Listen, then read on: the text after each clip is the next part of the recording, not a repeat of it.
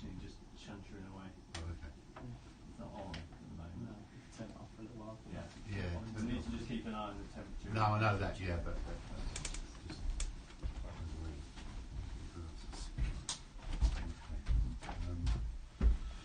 Well, hi guys, nice to meet you all. There's someone coming in. Go on. Nice, good time to chat. This is Chat Matman. Chat? Chat? No, it's not. It's Matt. Oh, is it Matt? Okay. Morning, Matt.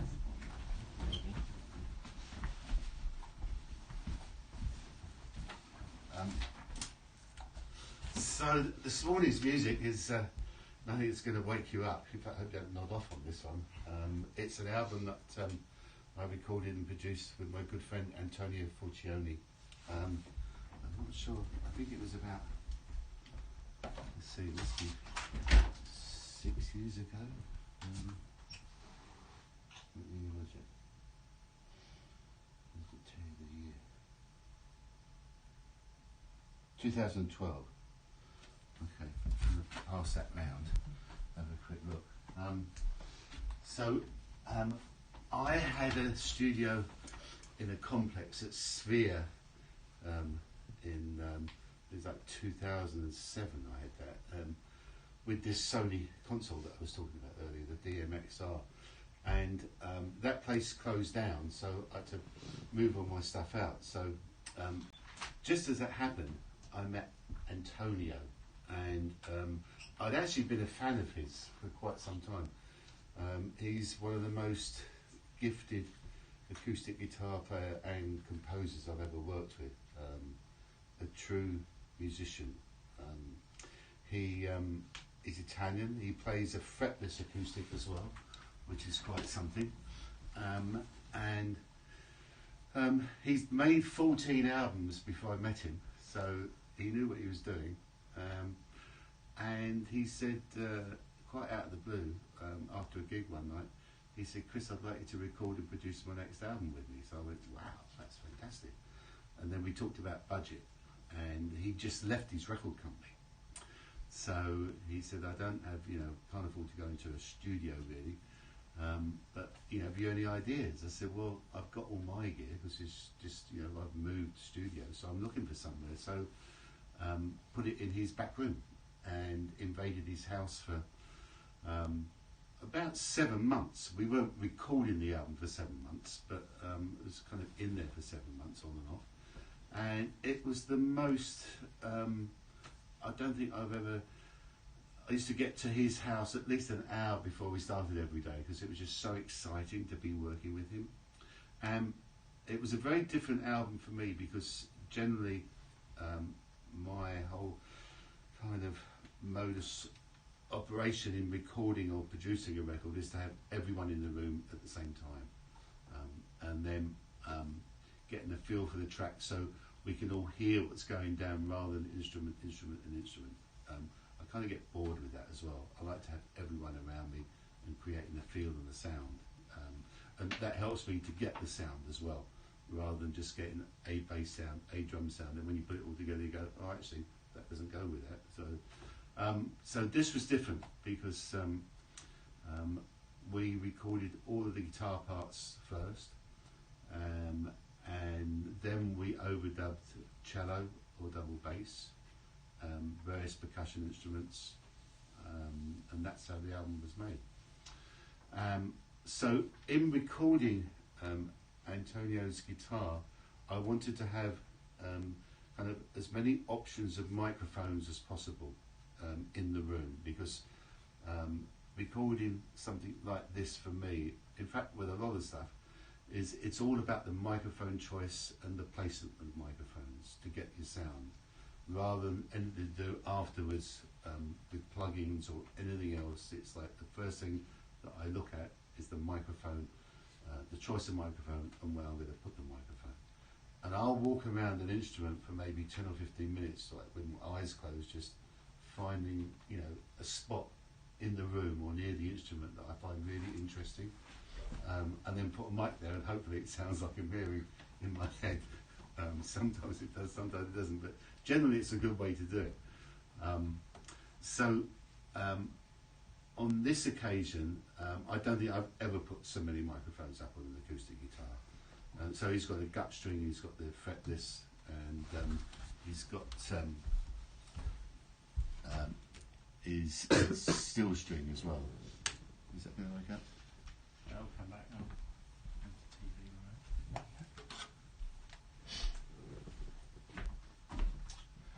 TV, Oh, that was me. I think I double tapped on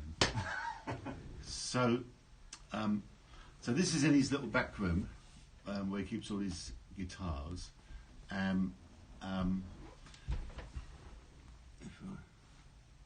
Yeah, okay. I just want to see if there's one with the desk as well.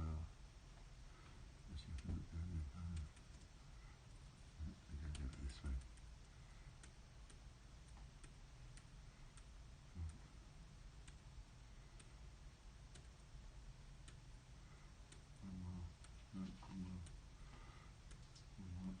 Okay, so there's a little Sony desk. I mean, I've spent about 2 or 3 days. I've got quite a lot of speakers, finding the right speakers to sound good in his little back room. You know, we had curtains, we had blankets up against the wall, but that was about it, which was fine. And I ended up using a very old pair of JBL speakers from the 80s that I hadn't had for years, but they just sounded good in this room. It was quite strange. I had Tannoys, I had Genelecs, my Proax, which I really like, but these ones seemed to sound good in the room. So that was the main sort of judgment of sound. And what was remarkable for me was after we'd finished the album, we did spend some money and we went to Air Studios to master it. And when we got to mastering, that's the first time I felt I really heard the record, because I was hearing detail and depth that I didn't even know I captured. It was like quite amazing. It really was. So the whole album was really about microphone choice and placement and playing around with that. So just to go back to, you can see how old it is, that old screen there. Right. Yeah. But this great desk. Love that desk.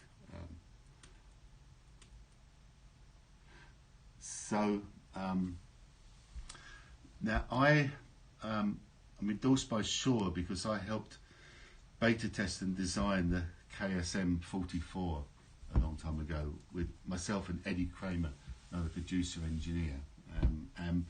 Shure's idea was to get their version of a U87 Neumann, the cheaper version, which I don't know, I think they're about $2,000 or maybe a bit more, and this is like 800 quid.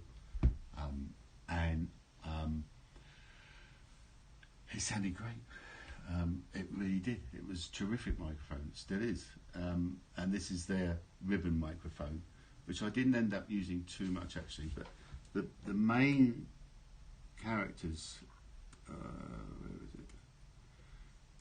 So there was a Soundworks microphone. I think they call it Sound or Earthworks. This is a really old stereo Shure microphone, which I used a lot. You'll hear that. This is a ribbon microphone. So I regularly had like 2 ribbon microphones. Where's the other one gone? A Telefunken, a new Telefunken condenser, and the Coles. That's that stereo one, but with a bit of foam behind it, and the Earthworks. I think that was the main setup. Now, we also had a tiny little amplifier from his pickup, and he's got microphones inside as well, because he does a lot of tapping live, so to collect that information. And he uses a bass octave because he's playing the bass part through the song as well. So we'd start off with the guitar, and I'll go through now, and actually, I'm going to play the whole track to you so you can hear it, and then kind of pull it apart.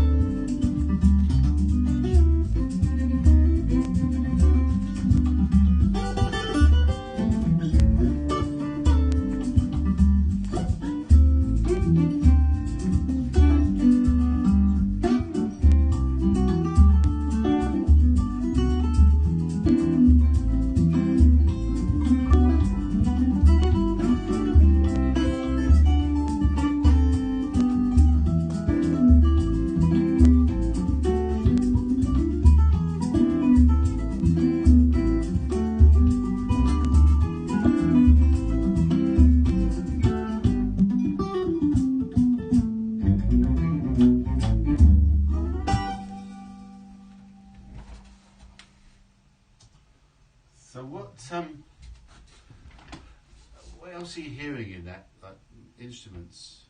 Yeah. What other things are you hearing? Shaker. Huh? There's a little shaker. Yeah, there's a shaker. Yeah. What about the bottom end? What's down there? You think? Is that a double bass? There's cello. Cello, okay. Yeah. The bass is actually coming from his guitar. He's got an octave box, which you'll hear. There's a kalimba in there, doing a lot of the melody. Cello, shaker, the The percussion drum is, I always forget the name of it, it's called a rebolo. Adriano, who's the percussionist, the Brazilian percussionist, terrific musician. I mean, you can hear the quality of the musicianship is pretty, and none of this is written out, it's all discussed and talked about, and then they just play it. It's great.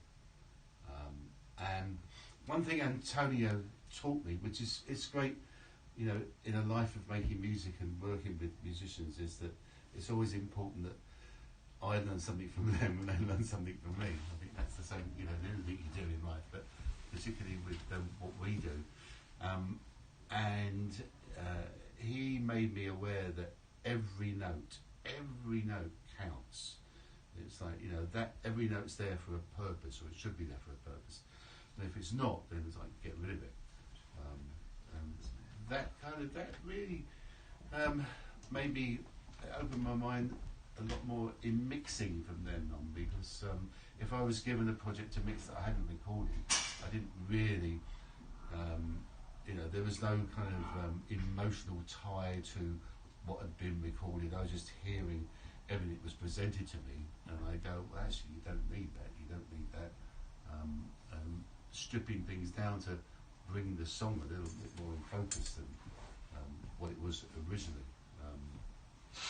I think there's a lot of discipline to be learned from, you know, what you do end up using in your mix in a production, in a song. And I'm lucky enough to come from the background of analog, where the discipline on recording anything, orchestra, band, whatever, on 8 tracks. That's what we started on, was 8 track. Is you know, you really have to be. You have to figure out well ahead if there's how many other overdubs are going to be, so you can plan to bounce and stuff like that. But it also keeps the music kind of back to the core of what it should be, simplistic, instead of adding track after track after track to create a sound. You go for that one sound at the beginning. Don't know how you're going to find it, but you search for it and you find it. So are you all enjoying this music, or is there anyone who's not really? Because it's not too hard to listen to, and it's kind of No, it's good for. it's got a nice, you know, nice groove about it. So let's pick it apart a bit. So I'll flip through some more photos so we can just have a look. Oh no, it's gonna go. Okay, no, it's all gone now. Lost it. Oh no, it's back. Okay, good. Are they from South America? Antonio's Italian. Oh, okay. Because the music reminds me some music from my country. Well, no, this whole album was made. Where is the album? It's over here. It's called Sketches of Africa, and Antonio went down to South Africa, travelled about for 6 months, and this is the music he wrote when he was down there.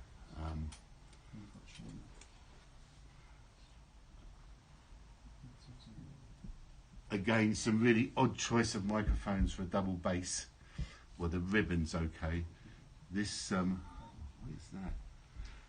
Oh, that's another Shore, actually. More Shores.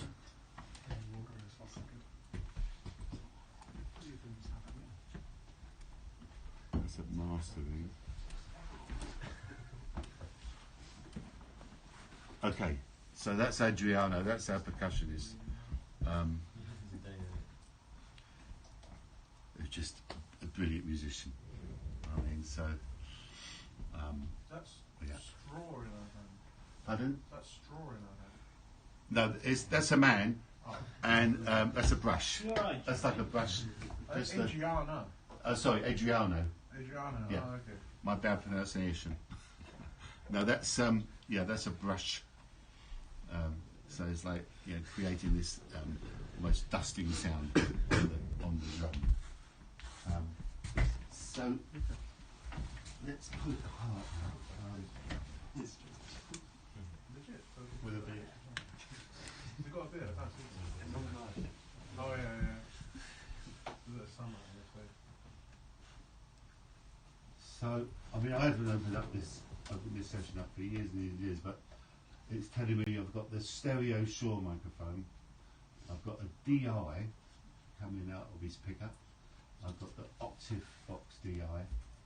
I've got an AC ribbon microphone. I've got an M160 ribbon microphone on the amp, the little amp. The Earthworks microphone and that Telefunken condenser. So I'll just put all the acoustic mics on first and see what they sound like.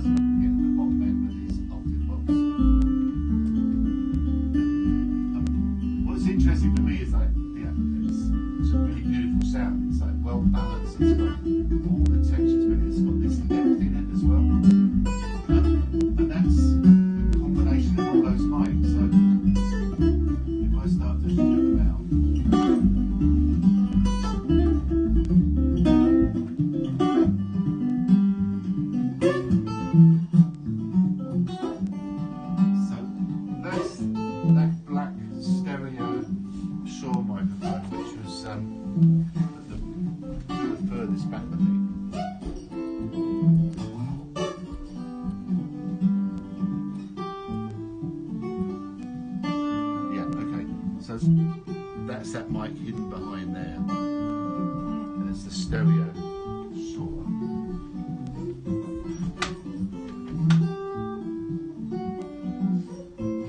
Then this is adding the Telefunken, which will be where is the Telefunken? That's the Telefunken there.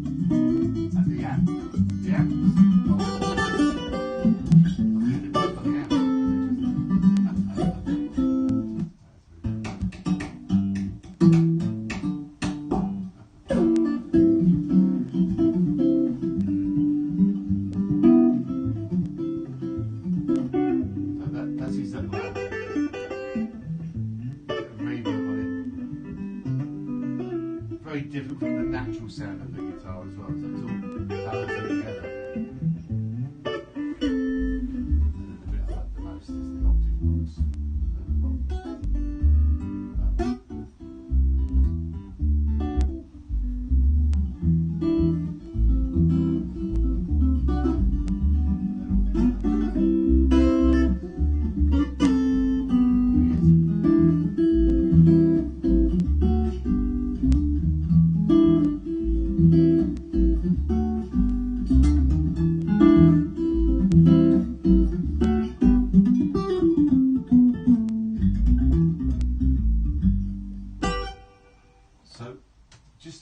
performance, that was the best of 1, 2, 3, 4, 5, 6 takes, edited together.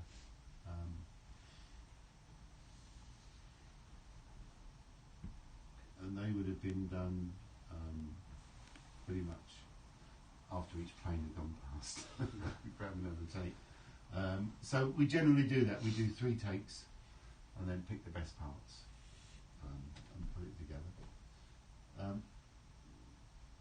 Then we get so we got the bass is already happening now with the guitar, and then we get to the percussion part, and this is great fun. This is so he's got 2 sets here. He's got the low one with another finger tapping.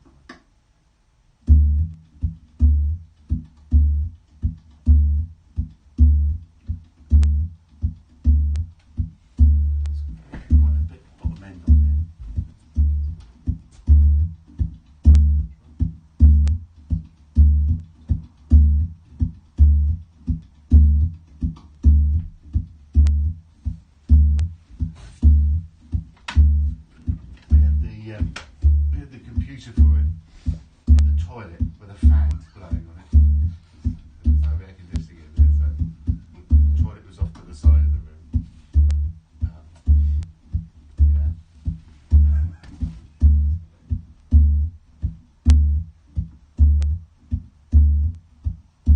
as I said, the shaker.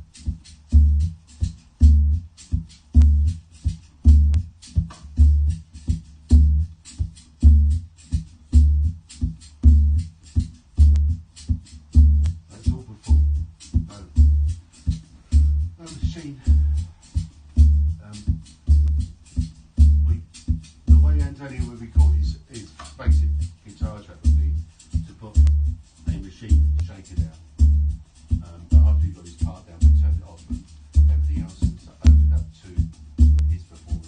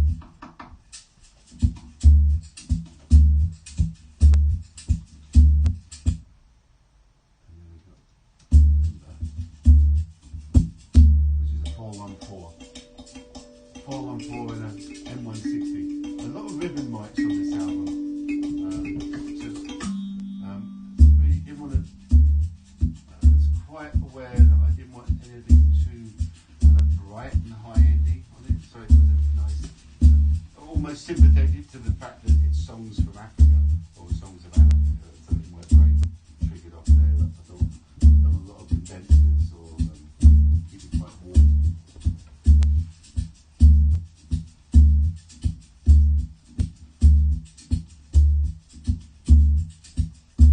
The other instrument was the cello.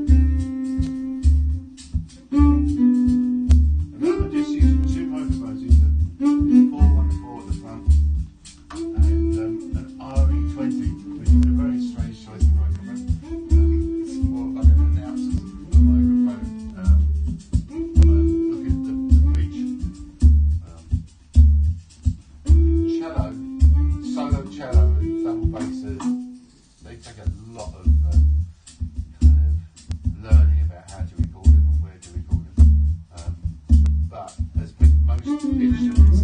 It's down to the player, you know, and the quality of the instrument as well.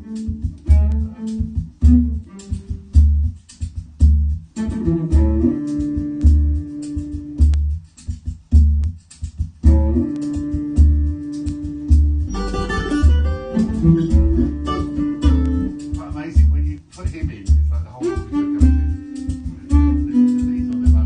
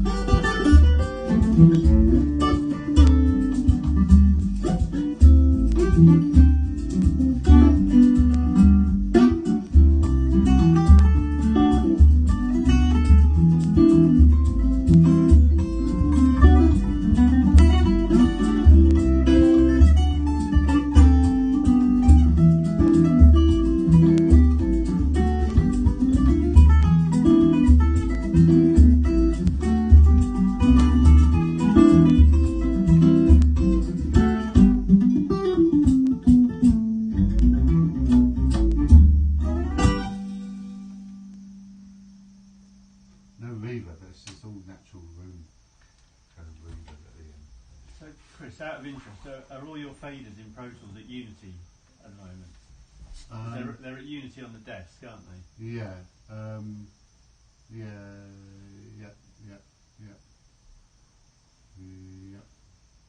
Oh, there's a ride. There's a couple of rides on. Yeah, they're all starting at Unity. Yeah. And there's I just noticed there's a couple of rides on in a couple of places. But yeah. Yeah.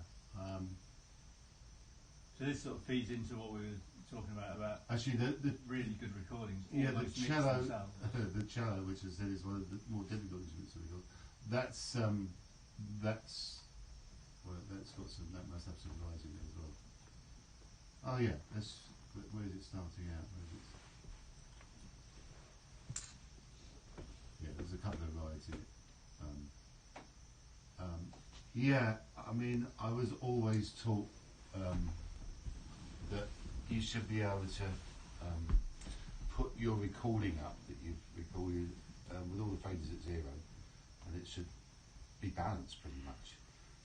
It shouldn't be great extremities of something's too loud or something's too quiet.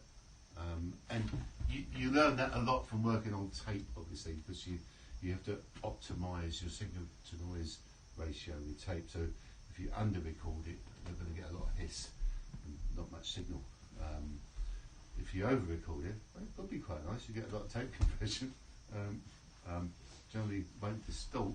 The desk might distort first, I don't know. But yeah, so that is a really good training because after that, started to record a lot more in digital. I was still bringing that into play. The fact that I could put any session up that I recorded digitally, everything at 0, and it was all relatively in balance. And I think that's a good thing to do. Yeah, I think that's a necessary thing to do. Otherwise, especially if you get to a point where you're given something to mix that you've got no idea where it came from, if you suddenly get something with all these levels that are so inconsistent and all over the place, it's going to take you a really long time to figure out what it should sound like. If you put everything at 0 and you hear the song go, oh, okay, yeah, gives you a much quicker mindset of how to shape the song and mix it, if you haven't recorded it. But it was a great learning curve for me about working with a click. But this is a guy who, as I say, I don't like. Well, I've never recorded a band in that way, and it was the limitations, the fact that the way we had to record this album in his house. I don't think we could have recorded. Well, we could have kept him in there and maybe put the cello out in the other room. But as I said, with the flight path and everything, it's a bit too tricky to do. So we had to do it piece by piece. But no plugins, nothing like that. It's just really thinking about microphone placement and having quite a lot of choice. I mean, I'm actually quite amazed when that's a lot of microphones for me to use on an acoustic guitar of any, although they're very different microphones. They're all different sounding microphones, but when I start to add them all together, it's like, yeah, actually, if I didn't have that microphone, I wouldn't have that depth. If I didn't have the ribbons, I wouldn't have that warmth. So it was going to ask, really interesting. how do you know when to stop? When to stop? I'd ask Antonio. He'd be the first to say, well, I'm not hearing, this mid-tone, or I'm not hearing this high tone, and I think he was really. I remember he was he really liked that Telefunken, the little condenser microphone, and he really liked the stereo saw that he was picking up, like the room, the space of it all, and it is an odd combination. The fact that you've got those microphones, but you've also got a DI as well for this pickup, not just the octave one. I mean, there's a DI on the guitar too, and his little amp. The amp I could understand because that's what he performs with live. That's and when he performs live, he's great. So if you're doing front of house for him, it's a dream because he comes with his own mixer with all his effects and it just gives you a stereo out. It's got all his reverbs and everything in there. But in mixing the album, I don't think we used. I was looking at the other songs, and I think there was maybe one reverb that we had, and that was it. It was all about the room sound, and keeping it kind of like a correlation from song to song. So it didn't sound like lots of different rooms, a big room and a small room. It was like one space, as it were.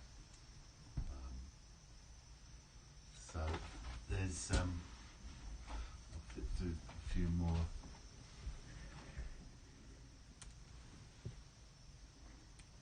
No, right. Okay. I'll wake up in a minute. Yeah, it's it. Oh, no, okay. Thank you.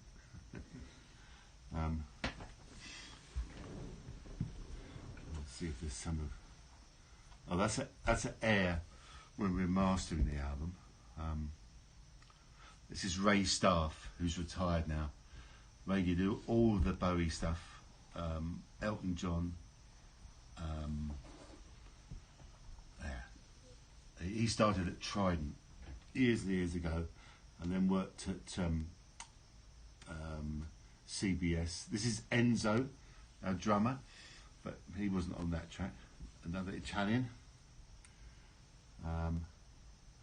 That's his little setup. He's got a bass drum pedal on the cajon. Nice old what is that?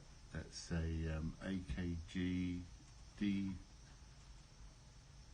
Can't remember what model number now. old dynamic. So you can see the little room we're in, same room that Antonio recorded in. So roughly how big is the room, Chris? Like compared to this room? Oh, it's half the. Yeah, it's half the size of this room. Right. Yeah, even a bit smaller and a lot lower ceiling as well. Yeah. With the toilet, with the Mac in it. So I'd be, when we'd be doing overdubs, I'd just be sat there with the headphones on, and whoever was performing would be here.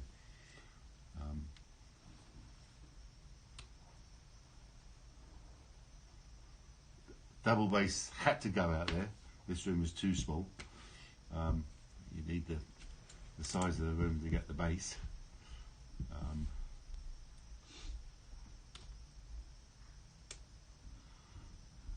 Quite an interesting drum kit. I'd never seen that before either. He's making a kahuna into a bass drum. That was quite fun. He's got two actually. You usually play that with your hands, isn't it? Yeah. He's playing this one with his hands, and that was the bass drum beat. Chris, was this the AKG you used? Yes, no, it wasn't. No, Okay. no, it's an older one than that. Okay. Yeah. Yeah. You still not picked it up.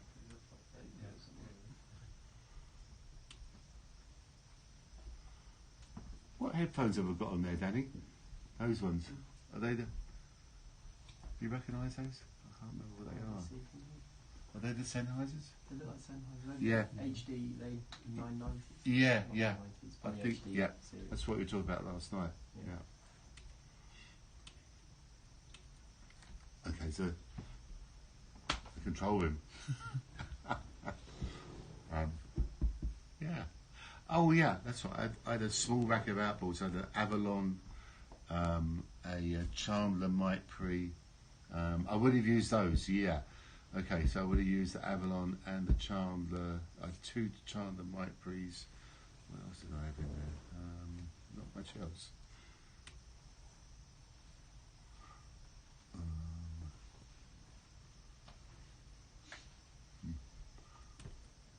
Oh, there it is. There, that's that AKG. That's the first mic I ever bought when I was about 15 years old. Not that one, but I remember buying that microphone years and years ago. That's they always say it's the Beatles drum sound, the overhead sound, dynamic. So that about a lot of things. There's the Enzo.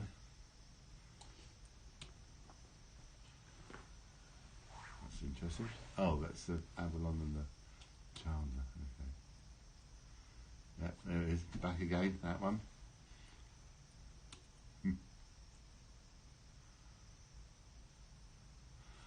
This was on loan, these two. It's it's a powered ribbon microphone. Can't see what it's called though. And that was on from Unity, Kevin at Unity. Right, okay. Gave me those to play around with.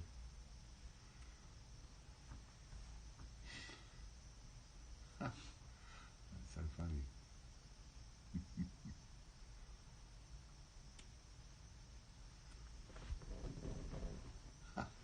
I don't know who was taking these. It's quite strange. Oh, he's a fantastic artist as well, Antonio. On the back of the album cover, there's some of his drawings. This here, he does finger drawing on his iPad. He's got hundreds of them. He sells them as well. I mean, yeah, he's a pretty cool guy.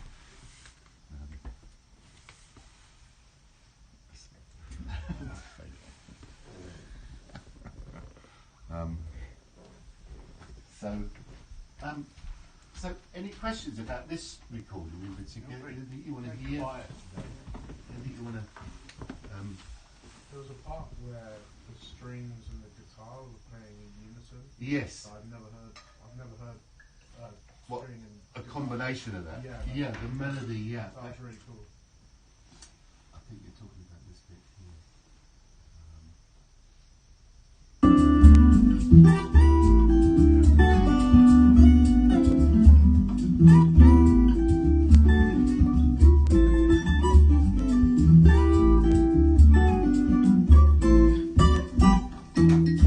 Yeah, so you've got the top line is the 12 string that's playing.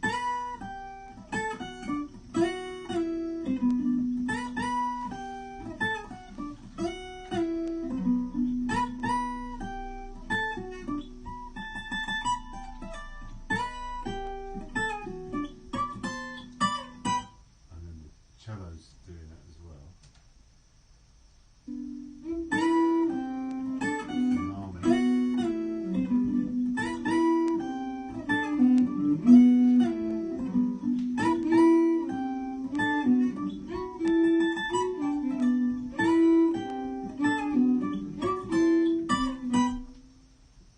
And then the only other thing left, the kalimba, yeah, that's doing it too.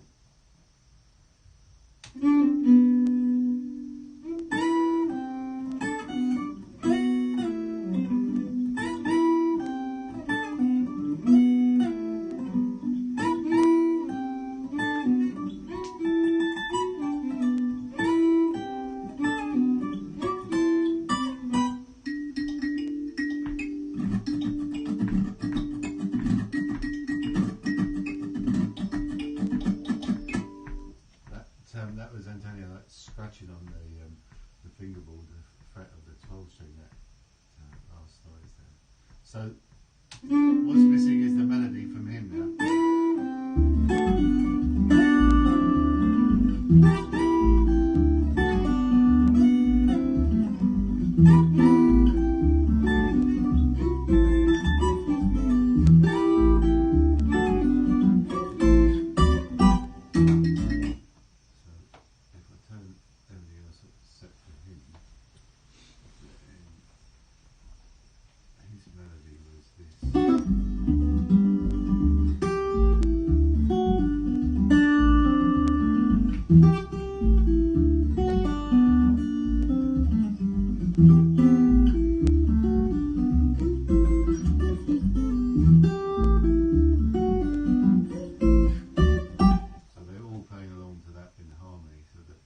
Stick the 12 string on top of that, you get the top.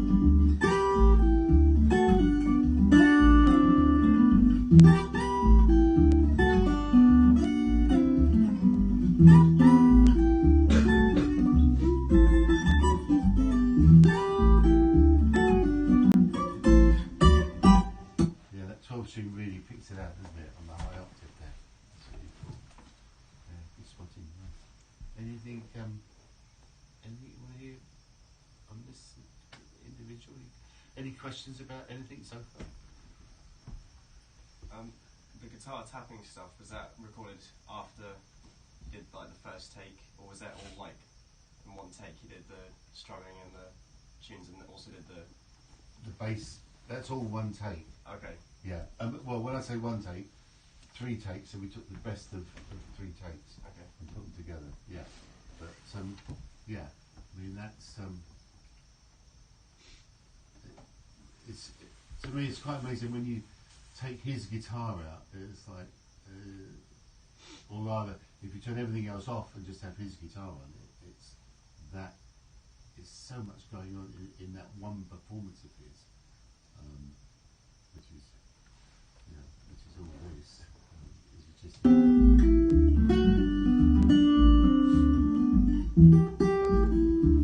Sounds like 2 guitars to me. That's not the one.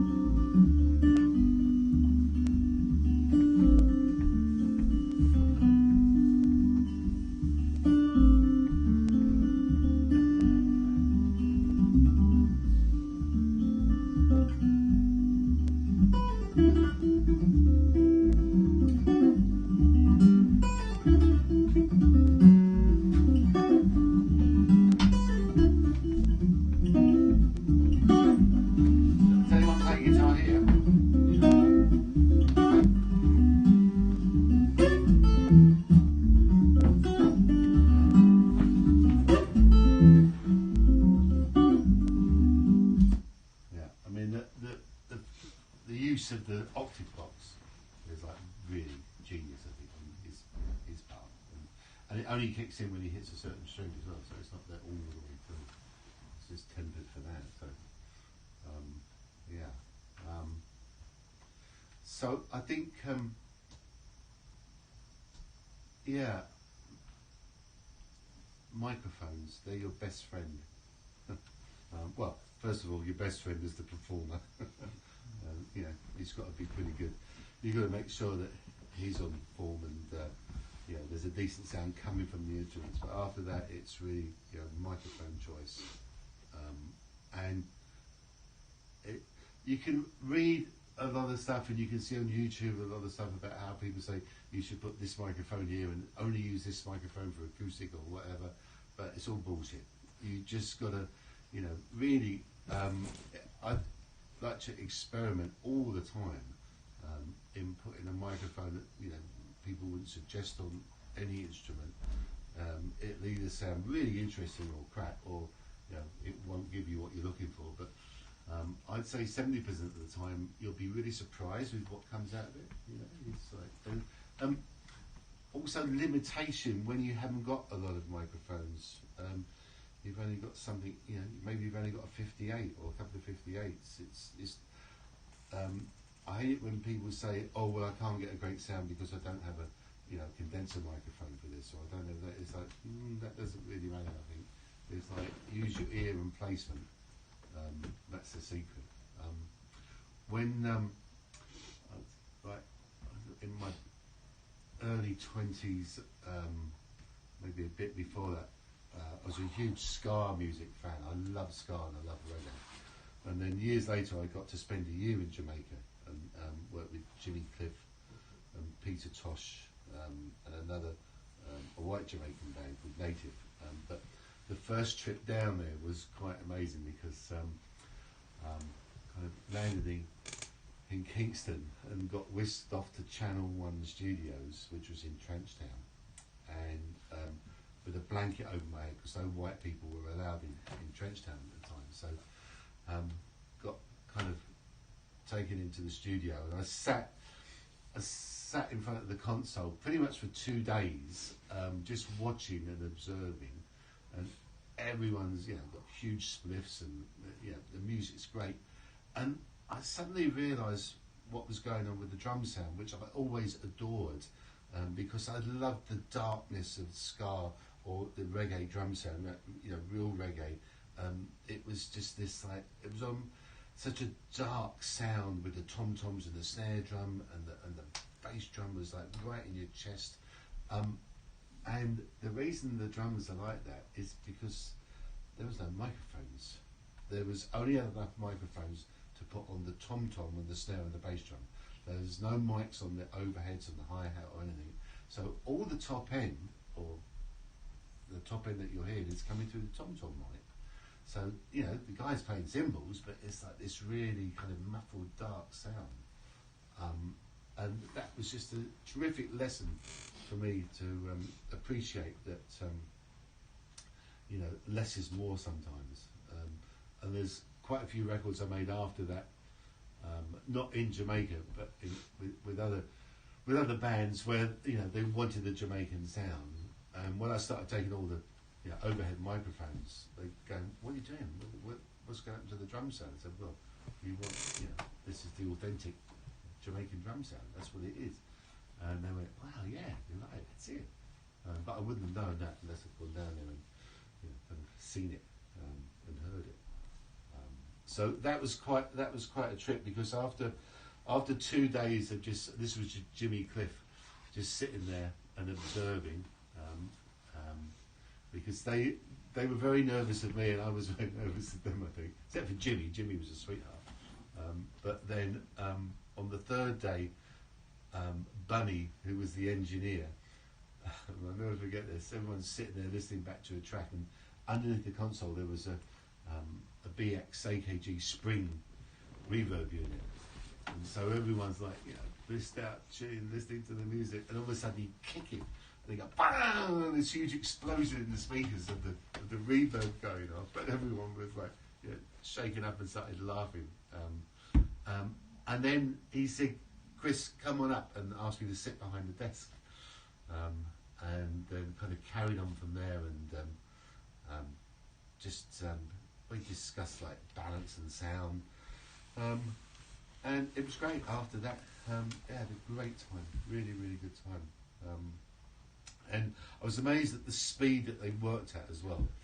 I mean, there was after getting like the rhythm section down, so bass, drum, guitar, and keyboard, and Jimmy singing. Then the percussion player, or one of them, Sticky Thompson. Sticky would come in, and he would be an overdub.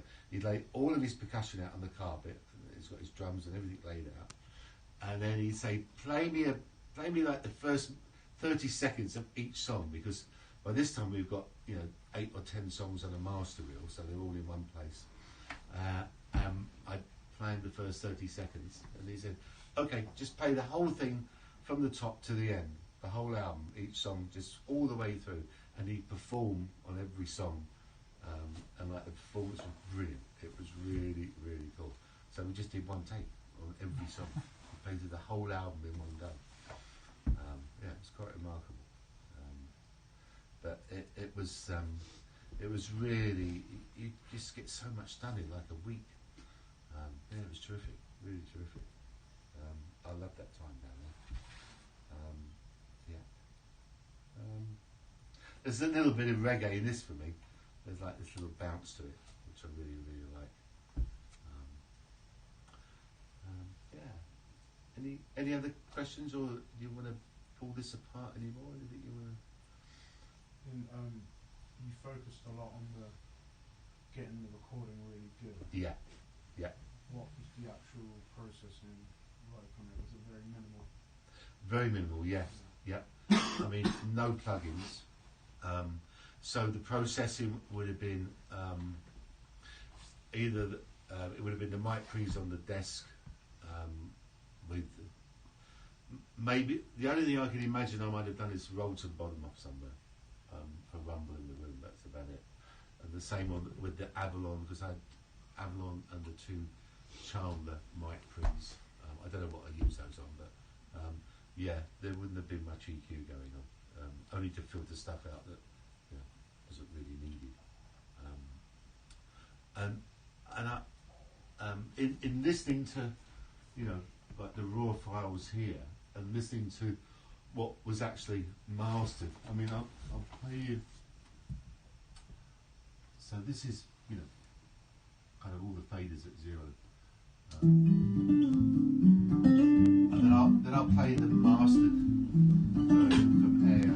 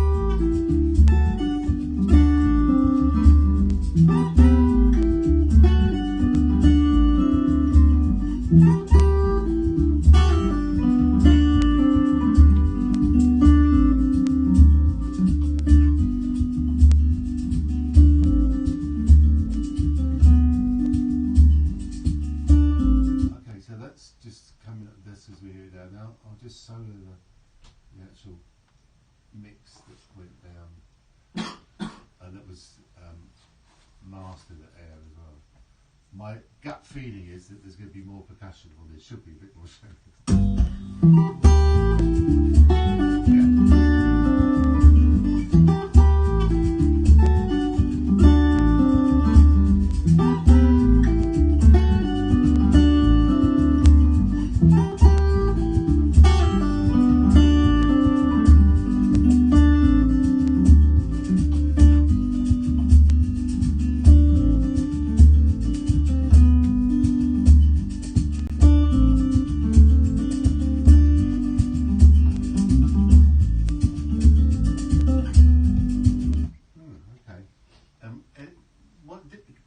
Shall I do that again? Because I'm hearing a lot of difference there between the final mix that was done at Air. I mean, that was mastered that air that I mixed at his place to what we're listening to the raw files. I'll just do that again. So this is here.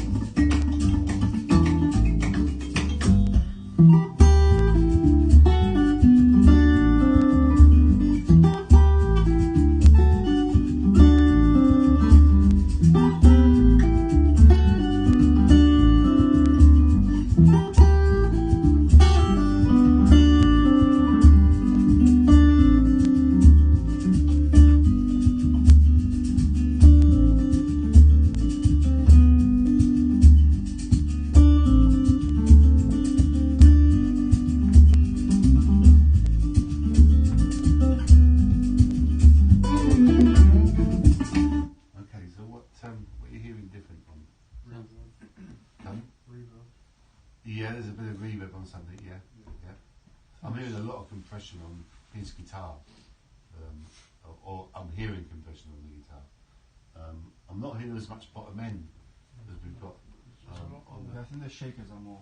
the shakers are definitely sounds way more present on the mastered one. If it was just a slight, not like massive amount, but there's like a bit more space in the master. In the master, yeah.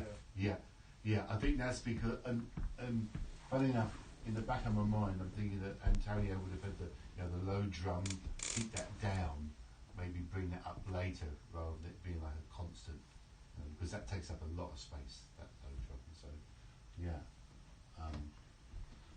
It feels like the octave has been kind of pushed to its upper harmonics, so you hear more of the upper harmonics of the octave rather than the sub frequencies of it.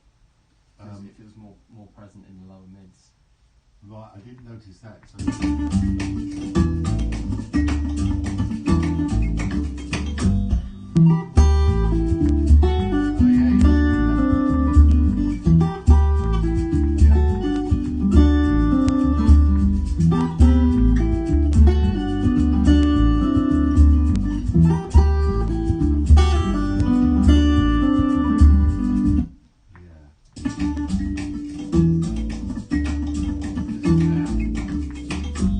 yeah.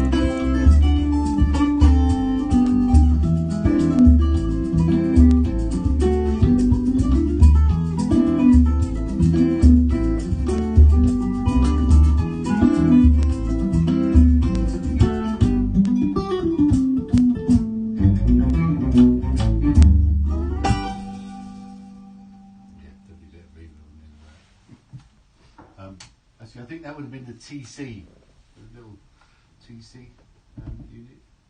TC electronic. Yeah, Like that one down there. No.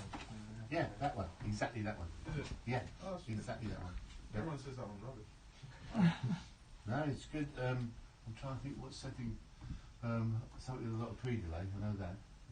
Yeah, that would have been that. Oh, does anyone use this? This Behringer? Is it the Behringer? Yeah. Yeah. It's there for show. Oh. So that's good. Did you ever use that, Danny? The Behringer? I've tried it. Okay. Yeah. Danny doesn't like Behringer. I gave mine to Kingston Uni. Yeah. We love it. Okay. Fair enough. Yeah, no, I liked it too. Yeah, that's interesting. I noticed on that version that it seemed, I don't know if it was just my perception of it, but the transients of the cello seemed to be a bit more prominent. Is that a thing? Yeah, well, I think that was in the mix as well. Yeah. Yeah. Oh, so I noticed it just a tad more in that one. Right. Yeah. Well, that was the mastered final mix. Yeah. So yeah, there's a lot more kind of articulation from her in that. You can hear it a lot more, and the way she was, in the arrangement. So that was the other great thing for me working with Antonio, because he's got all of this in his mind. He's starting out with just the acoustic, but he knows what everything else, that he wants it to play. He's got all the parts kind of written in his mind. So, but then when you get into mixing with him, and I think, it's safe to say that I would do this with any artist to a point, or I would, if the artist said to me, can we just try that louder there, or turn this, to change it, yeah, sure, you open that door and you do it and then figure out if it works. But I'd say like 99% of the time with Antonio, anything that he asked me to change or do was like spot on. He could hear what he wanted to hear, had it in his mind.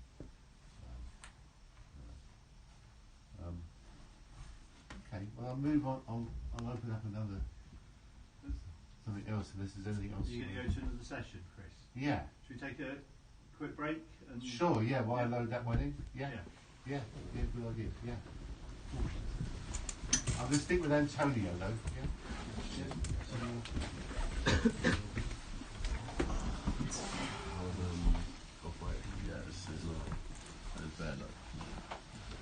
I got a staff t-shirt that says like staff. Really? Yeah, you probably tell that. yeah, and I got this logo as well. I don't know why. Yeah. So it's just like Like, they're like 8 or 9. And I also had the cut. So I'm like so much happening in my body. And I was trying to sleep. And Joe, I was yes, like, that's what I can't sleep. I'm going to be up soon. what's the name? So basically, tonight the keyboard player can't be here, and he said that there's no way of doing it without the keyboard player. That was a good session. So it's not Thursday. No, I mean, the only thing is that we know the research. Yeah. So what I Come reckon. down today, right? And we can record them Yeah, without. I messaged songs him kind of being like, what do you want to do about Just today? need halls. I haven't And got then it replied. we're just But, going to get them in next Monday. And then Because we got if three you do voice it, guys. yeah. We got this one. We got the other stuff to do. So I feel we're really like Yeah. holding now. But if you don't, if they don't come down, Because I mean, they want to record all together. yeah, And play at the same time. yeah. But what I reckon we do if they don't come down today, is when you have the tendency to go we set up in there as we would like for the band and go to the mic place with the person. And like just literally spend like a couple hours like on the drums, like finding the right sound. I've got some videos then things so we can get there sort of start. Well, yeah, we can spend some time with like mic choice and stuff like that, and break down, and also then we have all.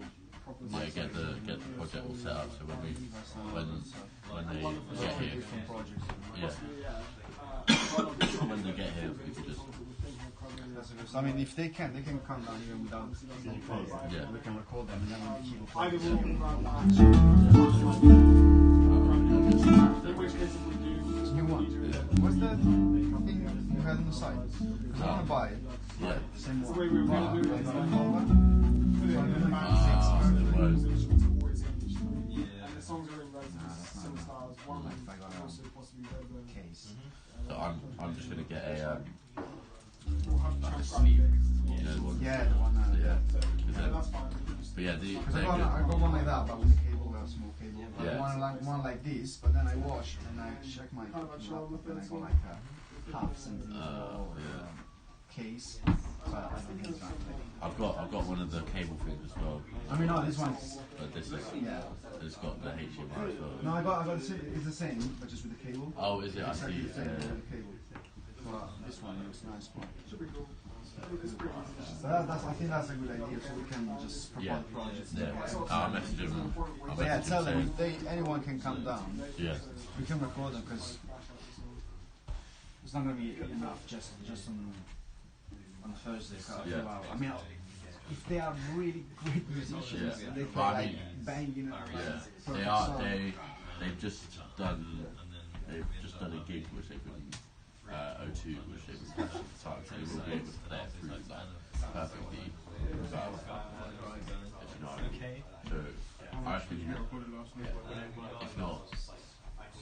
if not two, we will be able to get three done in that time if we played it all today. Yeah, that's Got all the sessions. well, it doesn't take us longer. Yeah. Prepare everything, Yeah, but that's a good point. One more session. Then. Mike, have you done anything on the fucking common stuff?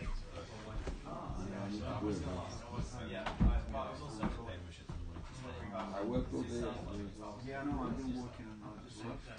Imagine being given a. But I'm not doing anything this week. Like, I mean, at least put money out of it.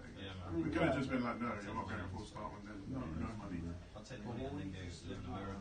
like this, Why didn't they want him to get? yeah, we need to do some marketing. Doesn't Berkeley got like a very sessional thing, very Like proper research. drug heavy? But it's still a good school though, isn't it?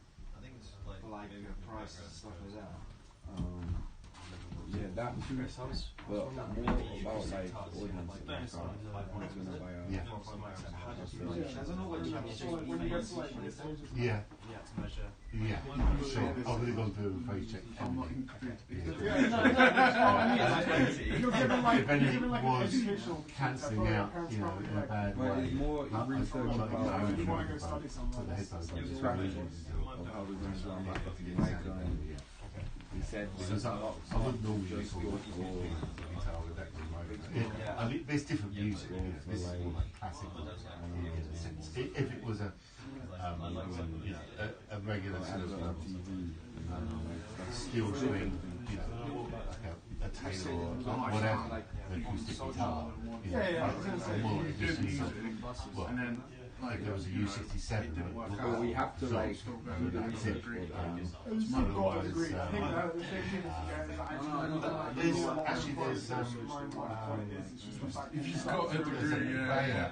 Because what she means to teach things that they're employing for, like writing and stuff. Give it to anyone. Or the KSM, the short that's really. This is what I'm going to do. They say when we start, I'm going to do one more song, don't tell you, but then I'm going to jump to something else just to finish it off. A bit more contemporary. I'm just going to load it up. Which is an album that yeah, years ago. It was about yeah, I won't tell you that. Did you enter the booth and like send it to you? No, it's insane. Always why you think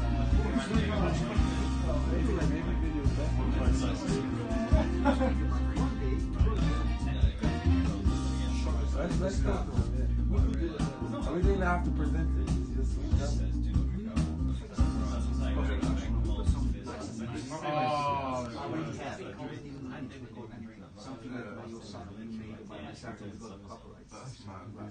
Are you sure that? yes, man, I was reading that. I went all through the requirements. It says all presentation. Is that the guy in the BMW? Or video streaming video. Yeah. And you don't have to be knowing. He was like, if you get it wrong, because he's quite worried about this. YouTube really copyright. In series. A couple of shots. Aiden was Including 2 beers. I know, it's like, I think it's gonna be really much easier. That was video and Masterclass. I was there, yeah. I think it was here before I came straight from it. I think that's gonna be Nah, I'm not really feel like going with him. because I thought why not? It's like the best place he in the wants us world. to go. Shit fight, anyway, I watched it the next It's just morning. one. I was with him on the side. What did I say? What happened? try What happened? go together. I said what I said would happen.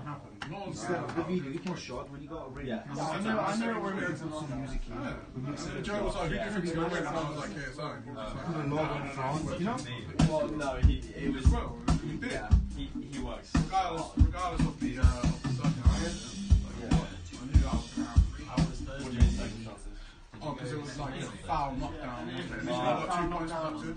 But then again, he should have gotten a knockdown for when he did get knocked down. The ref called it a slip. So When Logan fell. I saw how close the points were. They were so close. even if he got 2 points, he would have still been one underneath, and they would have been a draw again. Because it was 56-55, 57-54, 56-55. So if he did get those 2 points, he wouldn't have won. It would have been a draw. Yeah. Again. And that's what everyone was thinking. No one. That's why he was like,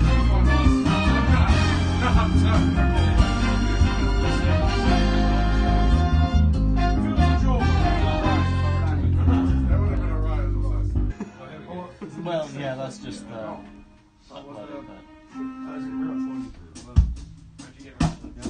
You have imagine. 7 concurrent viewers. Oh yeah, we were on like 15 earlier. It was amazing. was that Kellen? Hey! I imagine they Yo, what? Hold on, I have paper.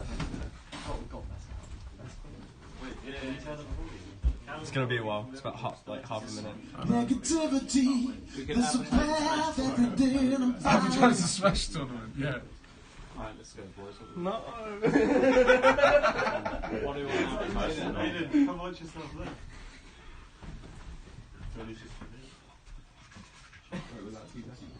It was like Texas.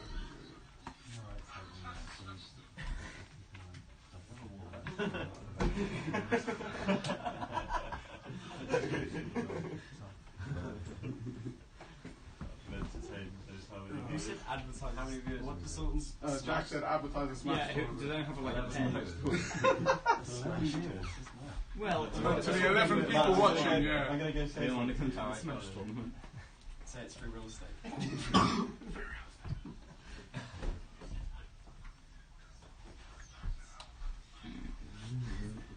So how are we? Oh, we're going through the pairing or through the no then? You just want to scream for like.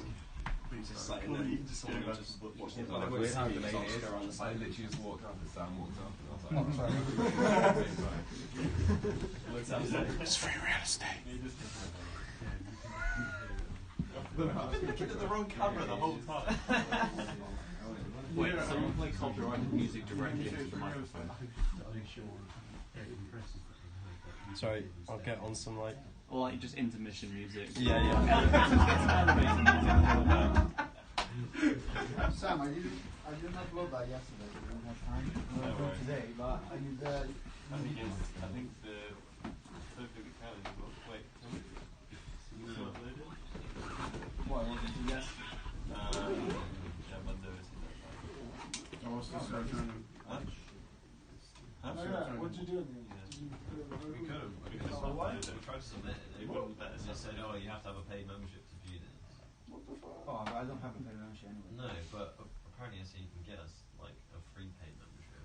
Yeah, this is what I have. Yeah. But for some reason we can't Why? access it. Have you got your account through SAE? Yeah. It's the same as mine. Yeah. What's this? Education base is not. I there was don't a- I don't think Yeah, we we got registered it for 5. There was like a competition of a drum and bass track, so I told them. Okay. And they said to me that they couldn't upload it. I That is really will speak to lame. speak to Dan about that then. You should have it. So I remember him posting about that. But I got my accounts for this. They can't submit their thing now though. Yeah. They're working on how long are you working on? Like 7 weeks? Is the deadline gone? Yeah, it was yesterday. Is that the thing you sent me? Yeah, that is the thing I sent you, Danny. Okay. Should have been that much. Sorry, I didn't get anyone to listen to it. Intermission. Yeah, I ended up singing. We're not using it. Even meant to be Ethan. Oh. I ended up in the way. What's the mic?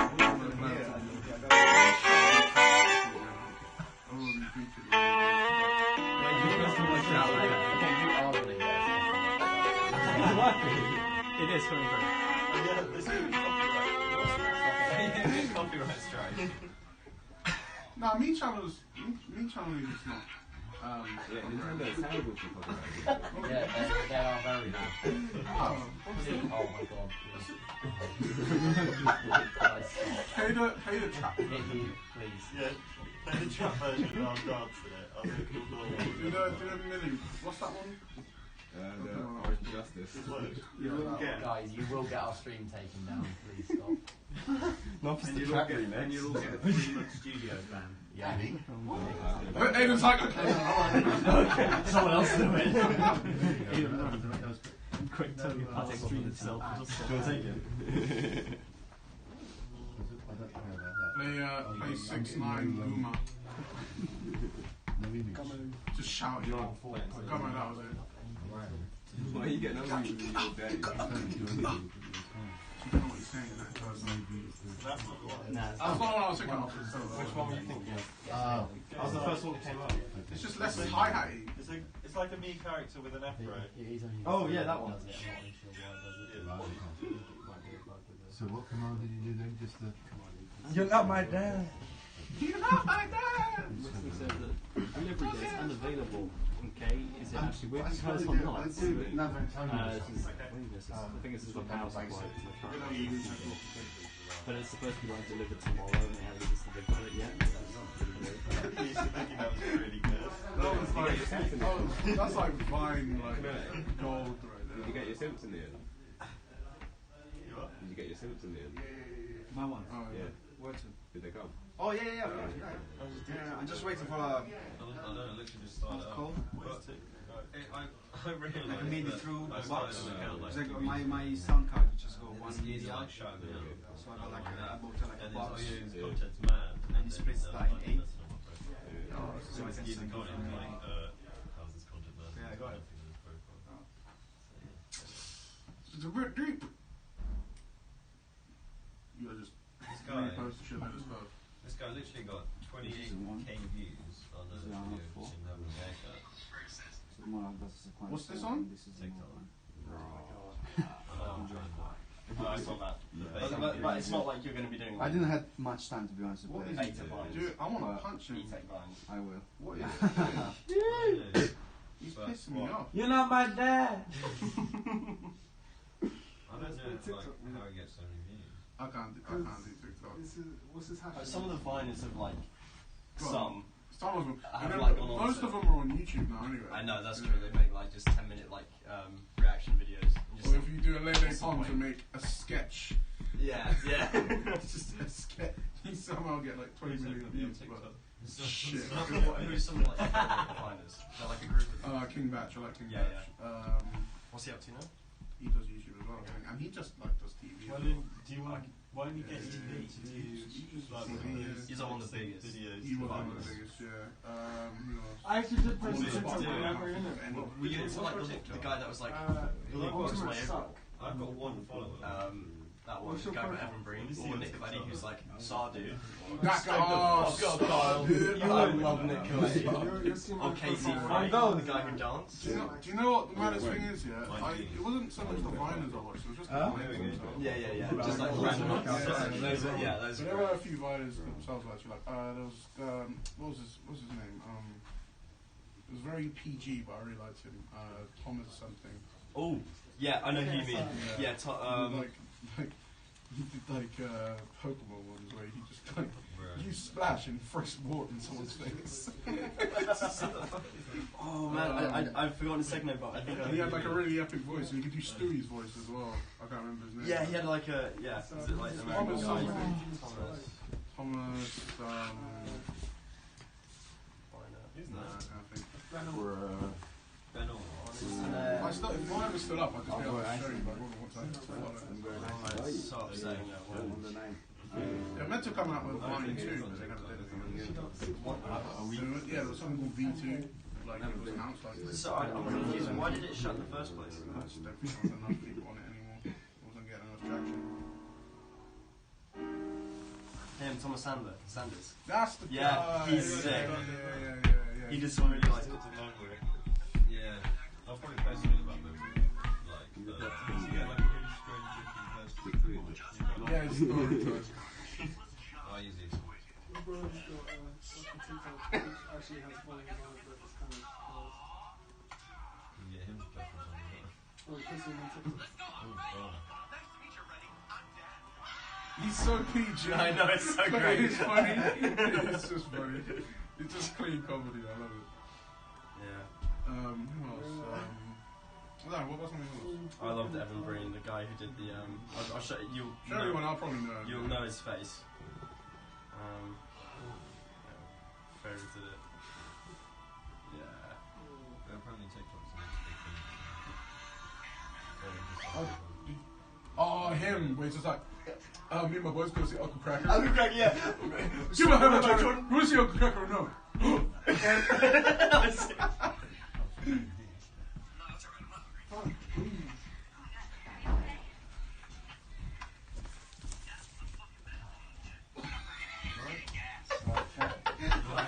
Meditating, dude. Yeah, very constant. Very quiet, is that? Very quiet, yeah.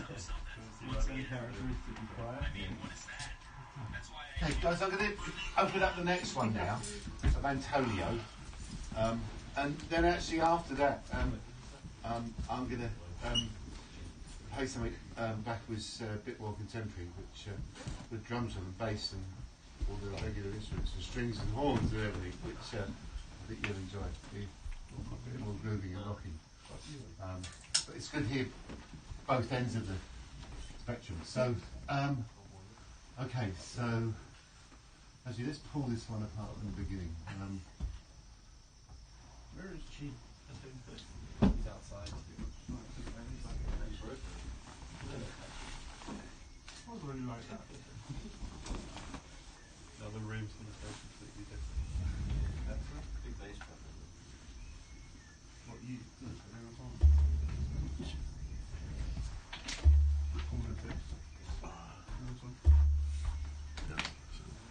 Birds on this one.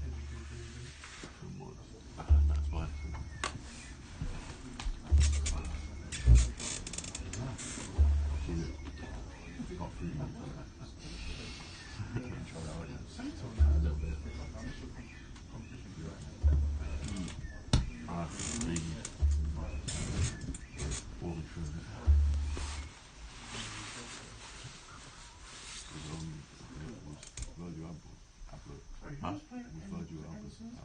No, you can't.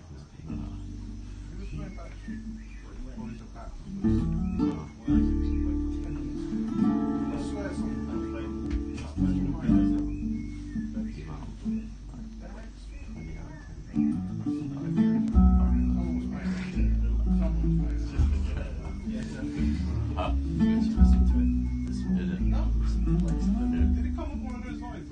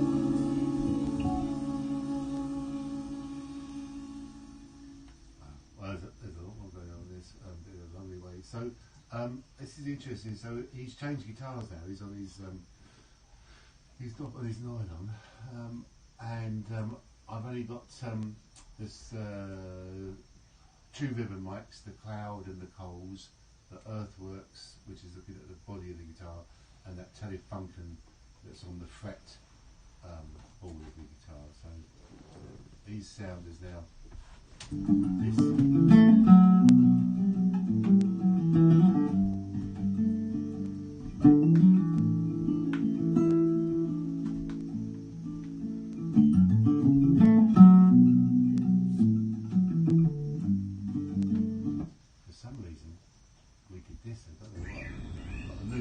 In there. Did you capture that? Yeah, that was just outside his. A bunch of them looped it in.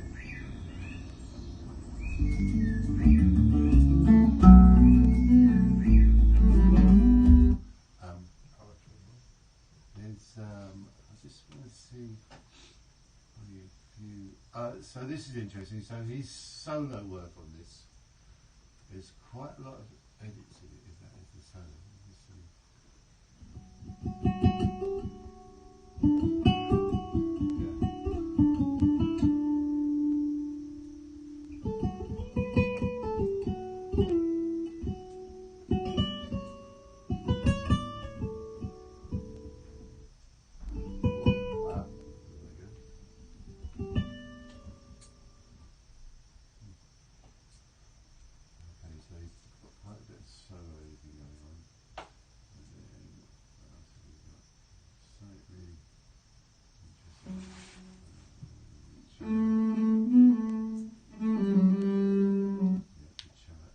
So we got a double bass on this one.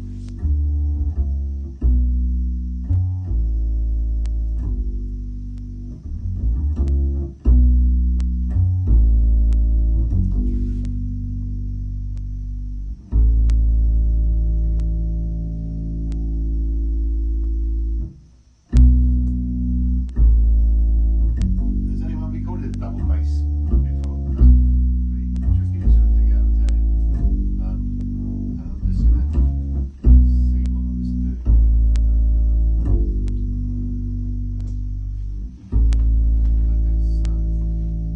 Okay, well, he's got a pickup on it, so this is the pickup. Again, there's no EQ, it's just all pickup. For some reason, I decided to put the microphone at the back of it, behind it. The back side of it, that's quite interesting.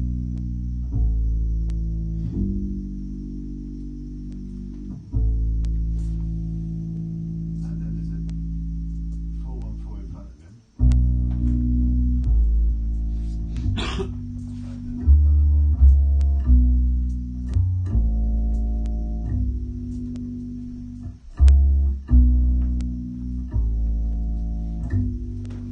So that's nice, you hear all the finger noise on those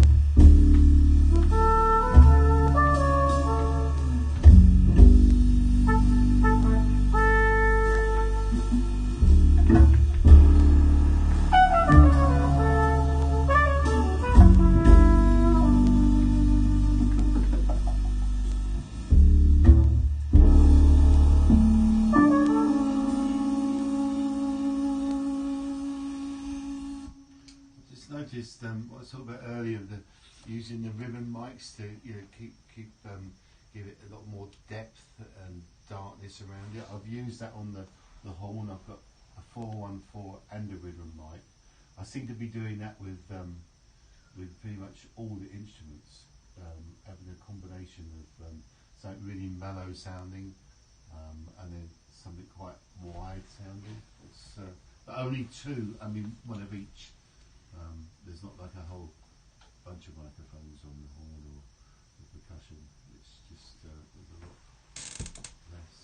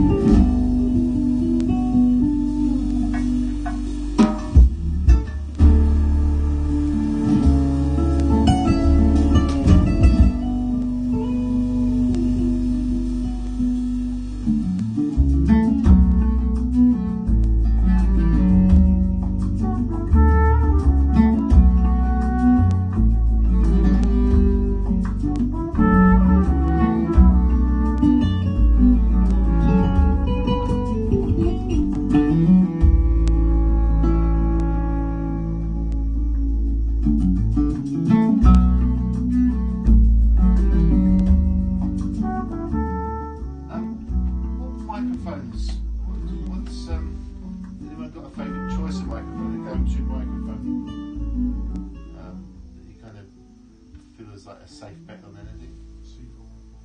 A 414? Yeah. Anything else? Always use the U87. Huh? Always use the U87. Sorry, I can't hear you. A U87. A U87? Okay. Yeah. Anything else? No? Huh? 67? Oh, okay. That's a good, yeah. Okay. Yeah. It's always amazing SM57s actually. Have you ever worked with an SM7? 7B? Yeah. Yeah, I've got one. Yeah, they're pretty interesting. There was a session I did with a singer, and he had his own. He just bought a Sony condenser mic. I can't remember what it's called, but it's the one with the big. C800. Yeah, that one. Yeah. Like 8 grand one. Yeah. And I put it up, and we did a couple of takes, and I said, no, that's rubbish, that microphone. He said, what do you mean, man? I just paid £8 for it. I said, well, it's rubbish. I said, it might be alright for Celine Dion, or it might be alright for Whitney Houston, but I said, for you, mate, it's terrible. He said, why? I said, sing into this microphone. I put the SM7B up, and I said, no, first of all, I said, you can eat this microphone. You can get so close to it, you know, it's not going to... and what happened was, and he heard it straight away, is that the SM7, you could sit the vocal in the mix, and it was never too loud or too quiet. It was just right in the mix in the right place. The Sony microphone, it was either too loud or too quiet. You just couldn't get it to sit in the mix sonically. It was quite interesting, so he sold it the next day. He bought an SM7, which, well, he could have bought 10. So, but it was quite an interesting, yeah, it's an interesting observation about microphone choice, because I think when I first started in the studio, there were so many U67s, that was the go-to microphone, and there's loads of them. That was one of the best all-round microphones, I think. Now they're, you know, silly money. The old ones. They've started to remake them again, and the new ones do sound good, but they're still, I think, what, £5 or £6 grand? I mean, they're a lot of money. There's nothing wrong with the old Shure. You're absolutely right. You know, they make a good microphone. Yeah, and the 414 also. I think that I haven't actually compared the difference between, because there's a lot of different models of 414s. You know, there's the new EBs, are they, and there's the old TLs, and yeah, I mean, it all started with the C12A. I think that's where the 414 came from, and then it morphed into the triangular version. But there's quite a few different models of those. But they're a good. I usually end up putting those on piano. Actually, they usually sound pretty good on piano. Some voices, not a lot of voices, don't think on recording ones. And I've been having really great success with, again, with ribbon microphones. Quite interesting. There's an old RCA 44. I don't know if you've ever seen one of those. It's like a huge, big, like lollipop almost. I haven't got any photos of those, but and that's a big old ribbon. And I'm going to play something in a minute, which that vocal was recorded on, and it's like, it's hard to believe it's a ribbon microphone. It does have a bit of EQ, a bit of a pull-tech boost on it, not much else. So flugelhorn was really interesting in that. Nice rich tone of an instrument for a horn sound. So any questions about double bass? What do you record, just the bottom of it, or do you record the top of the thread? No, I had one microphone in the front, Yeah. looking at the bridge. The DI was it, you know, the pickup, which is great.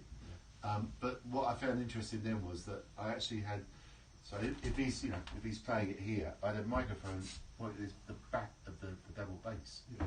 But nothing actually where he's playing. Yeah, there was one on the neck, one down by the bridge. Oh, it was on the neck.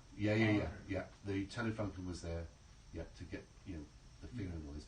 One down on the bridge, and then the one at the back, that was the interesting one. Yeah. Again, that was my thing of like walking around, any instrument and kind of closing my eyes and thinking, wow, that's a really interesting sound coming out of that part. Let's stick them right there. It's always great when you open up something that you've done years ago and you forget everything and it all comes back to you. It's like really cool. So again, experiment. Try that. So, okay, so I'm going to close Antonio now and go into something a bit more very different. Let me save this and go to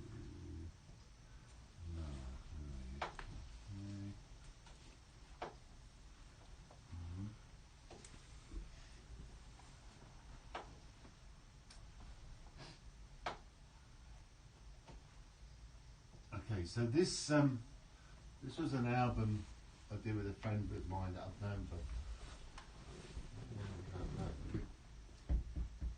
15 years actually.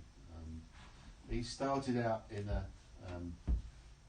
of a heavy metal band. I didn't work with him then. And then he went into a thing which is a bit Zeppelin-esque. And he kept changing his styles through his career. And then he ended up in this kind of soul area, which I really, really liked. And we made one record together. And then he disappeared again. And then he came back into my life. And he came back with some pretty substantial backing behind him. And it wasn't so much about the money, it was more the fact that he came back with a collection of songs that I thought, at last, man, you've really found that what you're writing here is, you've been messing around the periphery of all this other stuff, but now you're really focused with your soul, these soul songs. I mean, there's a deep message here. So we made this album, and it was, for me, it's like one of my dream albums. I've always wanted to produce an album where I've got strings orchestrated on every song, I've got a horn section on every song, I've got a really tight, funky rhythm section on every song. So you might know some of these players, you might not, but the drummer is a guy called Ash Sohn, who's like one of the top session drummers in London. Although sometimes that's good, being the top session drummer, sometimes it's not good. In fact, the first day we had a bit of a fallout because he kind of came into the session and was just playing, you know, something that he could play very quickly in and out. I went, I don't want that. I want something, you know, I want this. And he said, oh, well, that's interesting. You're hearing that, okay. We talked about the sound a lot as well. I knew exactly what drum sound I wanted before I went in the studio. I explained to him, so he arrived with this drum kit. I think it's called a Sakura kit. It was a copy of a Yamaha, but it sounded fantastic. We did like 3 or 4 days recording, and then, you know, we came back like a week later. When he came back with a Gretsch drum kit because he was being endorsed by Gretsch. And I said, where's the other kit? He said, oh no, man, I'll get the same sound out of this kit. I said, really? So 2 hours later, he was nowhere near the same sound. I mean, it was just tuning, but he couldn't get it to sound as good as the other kit. And he looked at me, he said, I'll go and get the other kit. So go back home and pick up the other kit and bring it back, because it really, really was quite special. So got him, and then this female bass player called Jennifer Maben, who I've known for years. So I got my dream bass and drums. And then the horns, I was doing some work with Steve Jordan. I don't know if you've heard of Steve Jordan, American drummer and producer, really hot drummer. And he was the MD for the jazz at the Apollo in Harlem. And I got invited over there to go to this Harlem show. And when I was over, it was fantastic. There was like 12 saxophonists on stage. I mean, it was wild. It was really a tremendous night. And I heard this horn section that blew my mind, all from Harlem. One of them was the nephew of Sonny Rollins, great saxophone player. So I got them to do the horn section, do the charts. So I've got the New York horn charts. I've got the really, you know, funky rhythm section from London. The guitar player, he wrote the music of all the songs, but he did it in a very strange way, all on acoustic guitar, and his timing is very unique, which you'll hear. And then with the strings, I approached an old friend called Paul Buckmaster, who'd done strings for Elton John, the Stones, Taylor Swift more recently, and he lived in LA, so I'm trying to talk to him in LA to do the strings, and there was a bit of a communication problem. He was a very, very strict classical composer in a sense, and I just wasn't getting the vibe from him, and he was taking too long. So then, about a month before, I kind of got back in touch with Tony Visconti. I don't know if you've heard of Tony. Tony did all the Bowie albums, Mark Bolan, a great producer and writer. Did pretty much all of Bowie stuff. I remember that Tony did string arrangements for Bowie and also for Elton John as well. That he could do string arrangements. So I called him up and he was over the moon. He said, "Wow," he said, "Thank you for asking. I'm really excited that someone's remembered that I can do this." So he wrote all the charts. He conducted it. It was like 18-piece string section at Air Studios in London. The artist is called Noah. He's from Cardiff, so he's got a voice.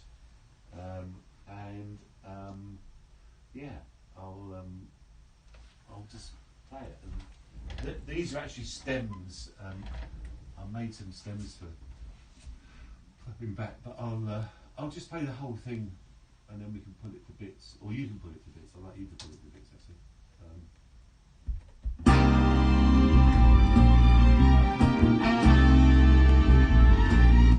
Where are the drums? Oh,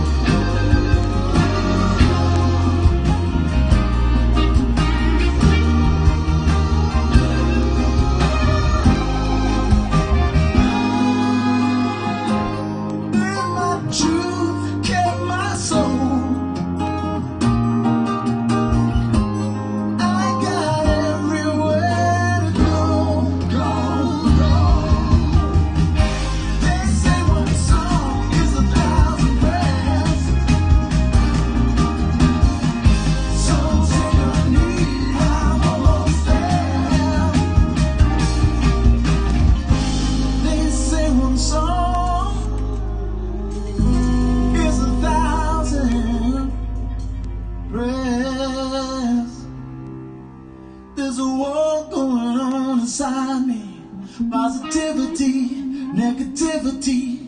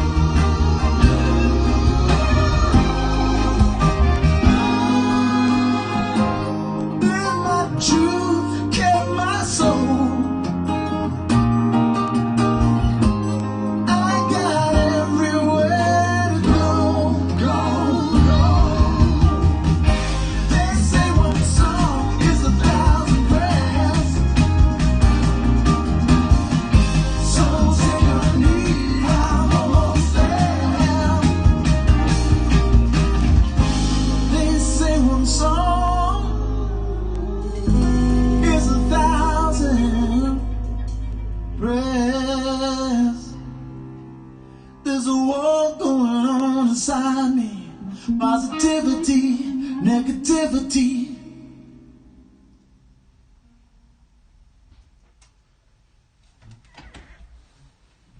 What do you think of the vocal sound? Really thick. Yeah, but quite clear as well. Yeah. A lot of body to it. Yeah, I mean, quite amazing for a ribbon.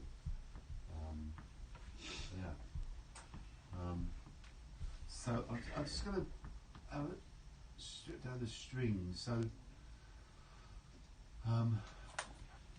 what happened was, as we were recording the strings, there was 3 passes. They did 3 passes. They did 1 pass, and then they doubled up, changing some of the parts, and then they had extra parts. But instead of listening to all the individual microphones, and this is quite an old school thing that we used to do, is that you do a mix down of the strings as you're recording them, so you get a snapshot of what your balance was, when you're overdubbing. So this is what I've got here is a snapshot, as it were, of the.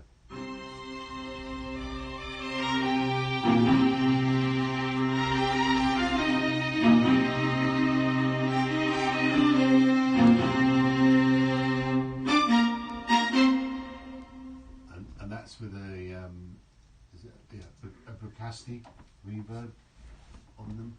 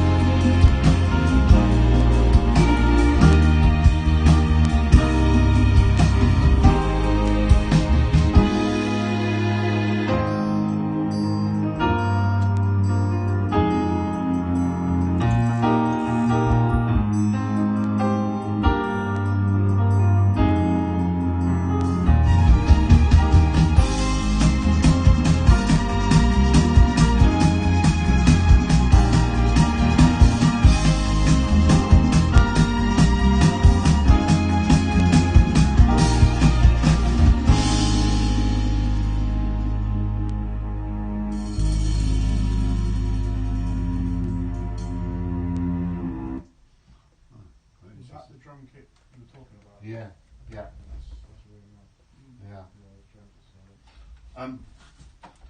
I took a big risk on this because when I had this drum sound in mind, I was trying to think of a studio I could do it. It was, a lot of studios were closing down.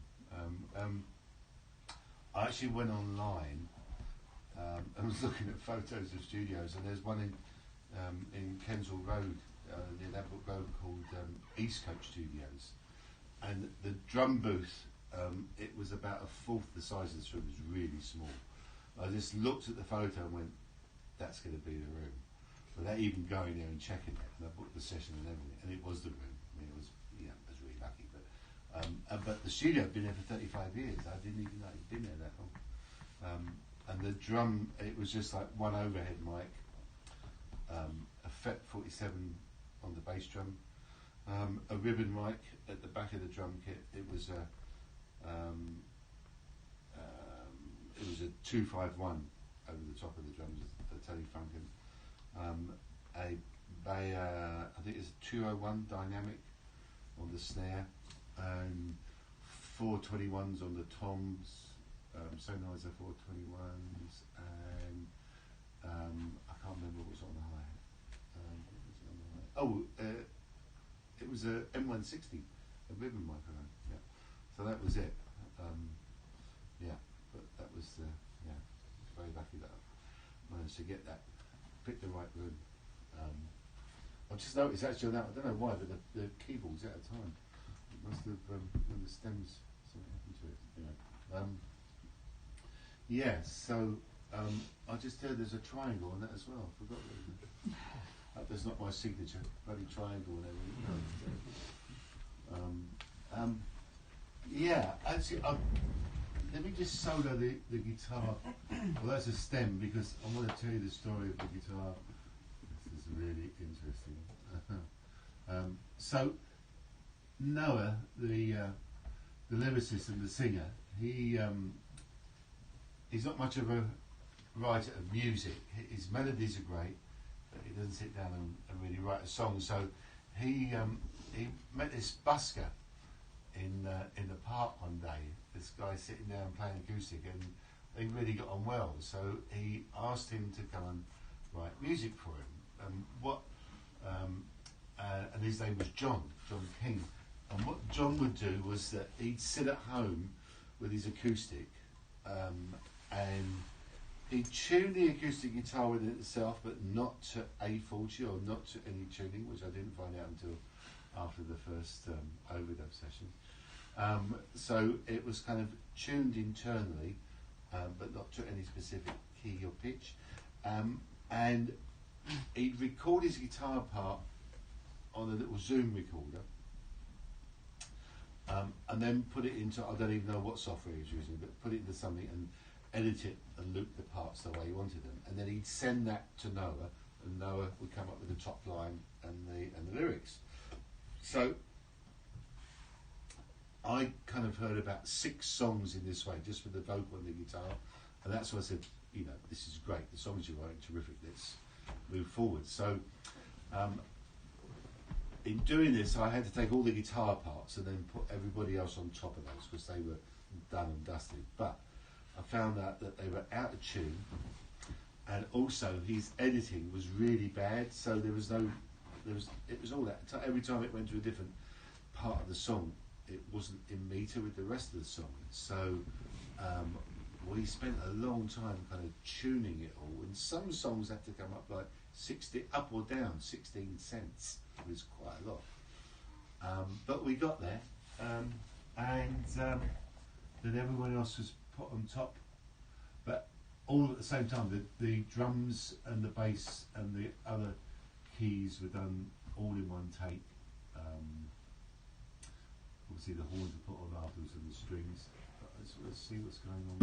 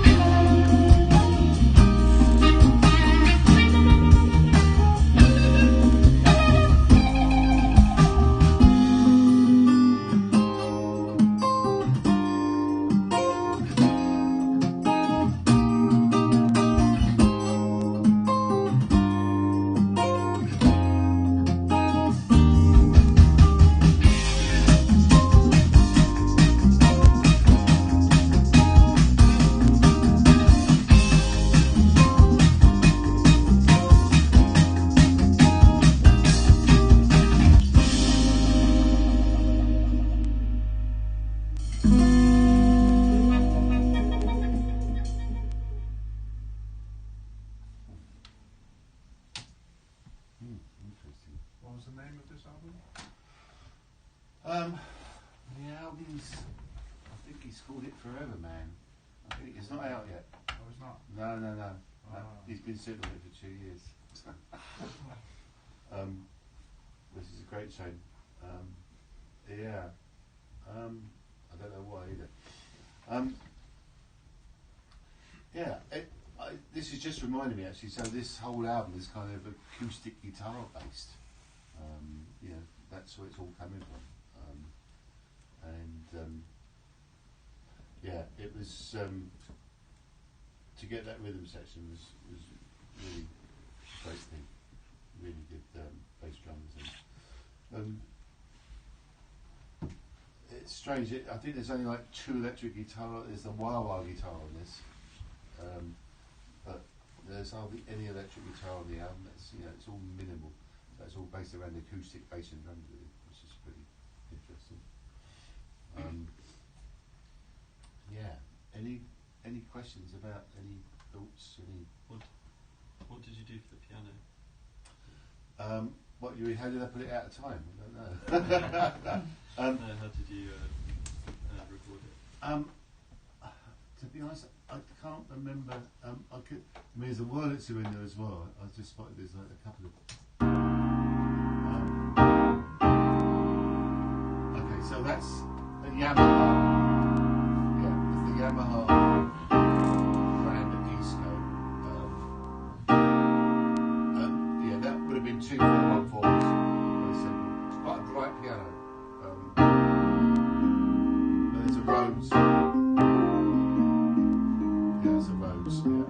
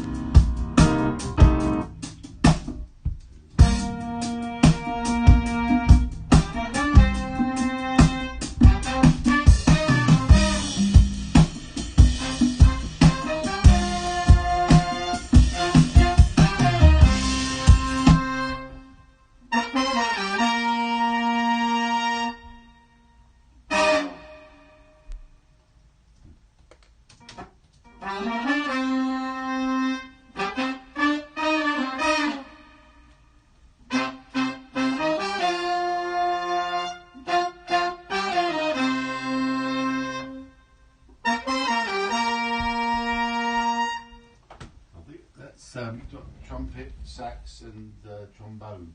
By the sounds of that. What reverb did you say? That I can't remember. I'm just trying to think what that might have been. It wasn't a Bricasti because that was done in New York, so it definitely wasn't a Bricasti. It could have been a Lexington, a Lexicon actually. Yeah, it wasn't a plate, unfortunately.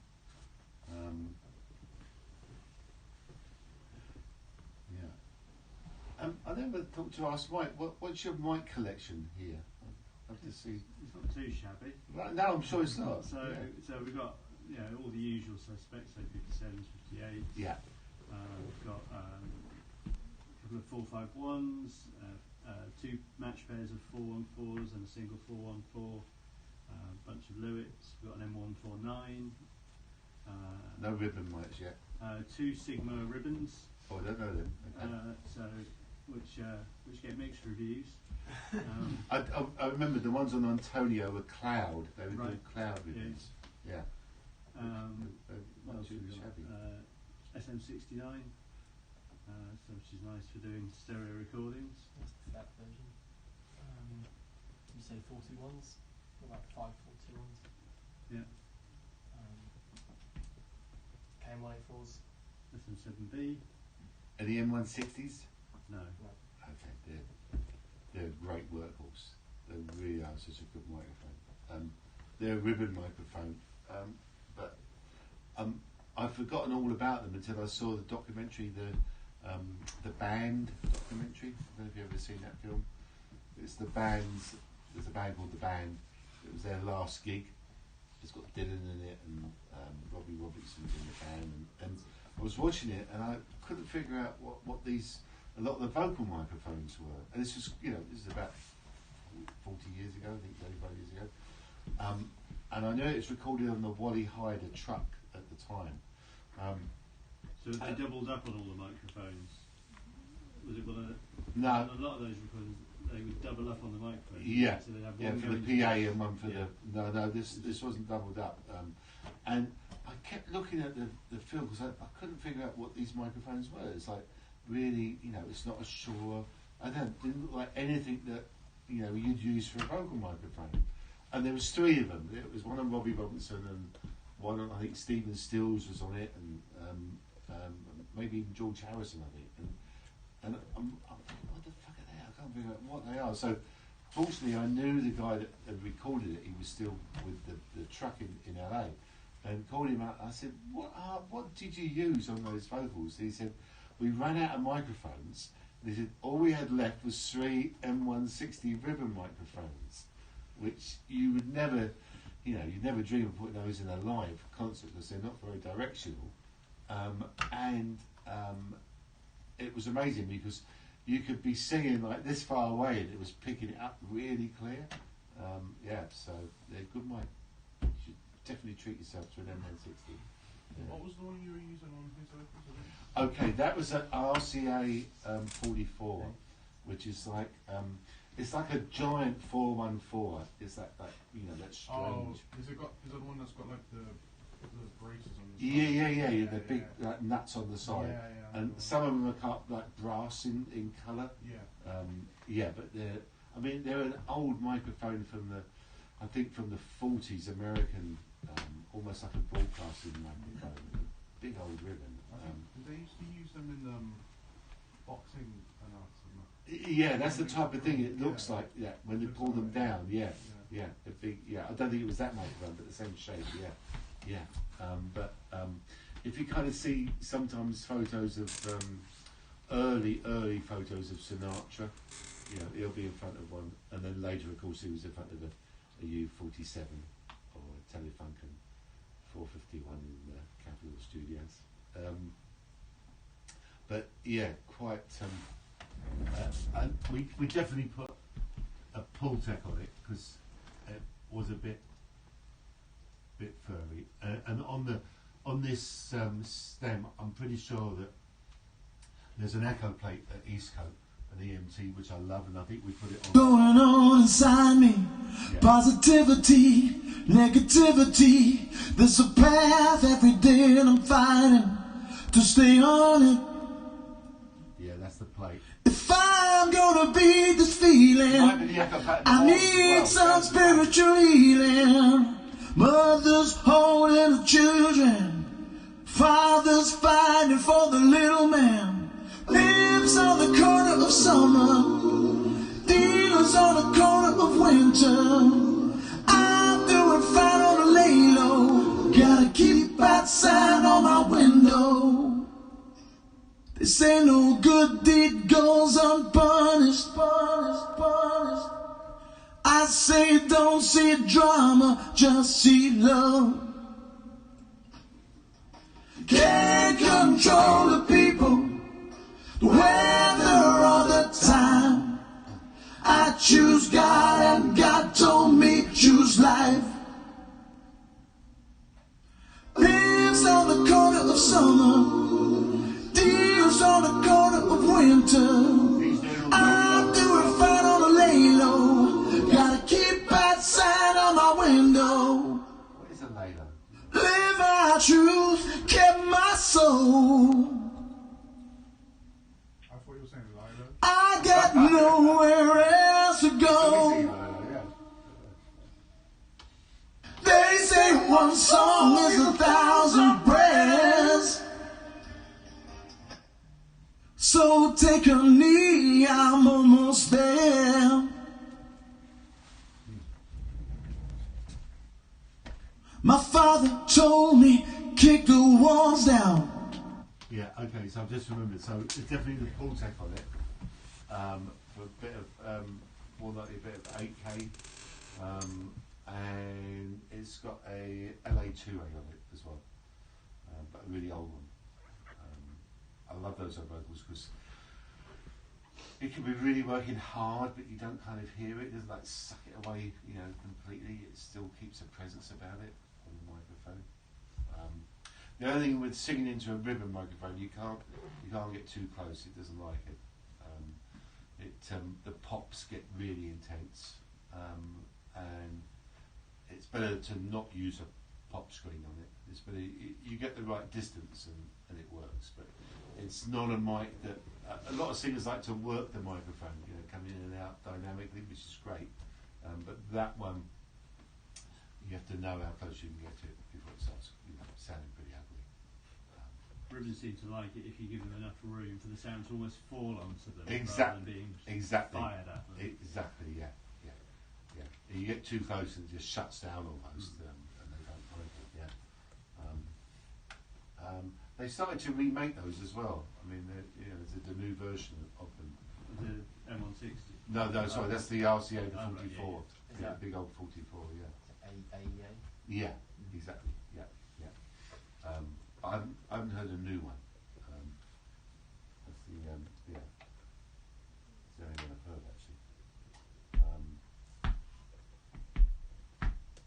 I'm just trying to. I think on the bass as well that I think there's the DI's on one side and the amp is on the other side.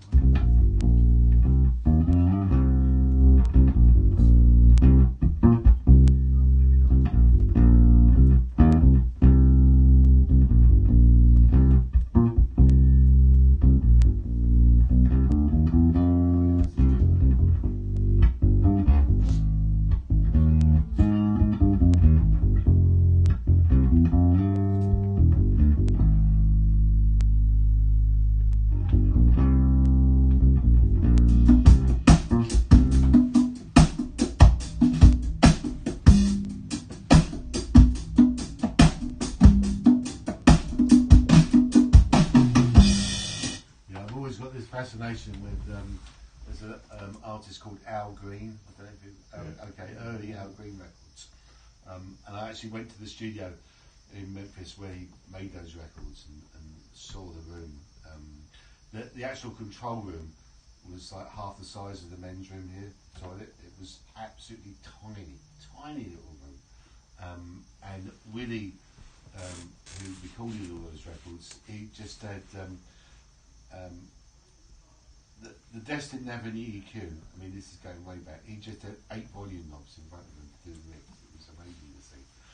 And then after, I mean, that would have been in the 60s. I didn't get there until the late 70s. So he still had his tiny little control room at one end of the studio, and at the other end of the studio, his son had built like a modern studio with an MCI desk in. There was like these 2 control rooms. I preferred Willie's one actually. Really cool to go there. And if he didn't have enough volume on his volume knob when he was mixing, he'd leap over to the machine and turn the machine out to put up a bit more. It was wild. It's really crazy. But I got fascinated with his records because the drummer, I think it's Al Jackson, the drummer, he'd always have like a conga player next to him, and they'd be vibing off of each other. And you kind of, it almost feels like he's part of the drum kit, and that's what you know, kind of had the idea to put the conga with the drummer on this one as well. It just like bounces along a little bit more. Yeah. So yeah. Any questions or thoughts about anything? Anything? Any questions about the mixing process or processing? Processing, I like to do as I like to do that.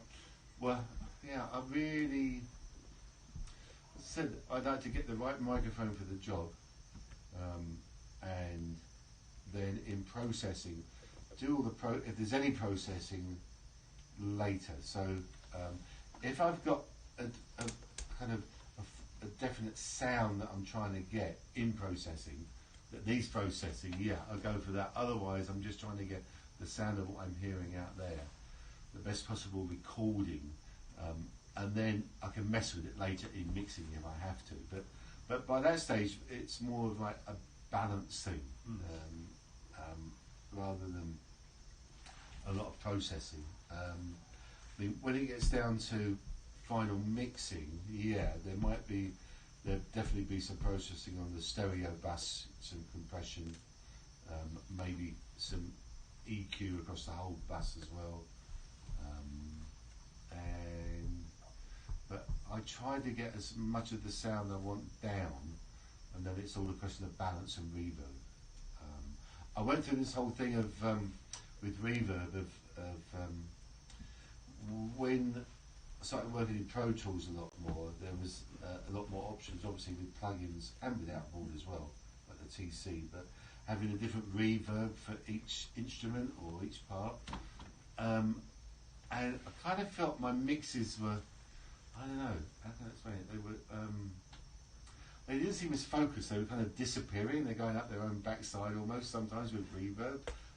And then I went completely turnaround and decided, right, I'm just going to use one reverb for everything. And I enjoyed that a lot more.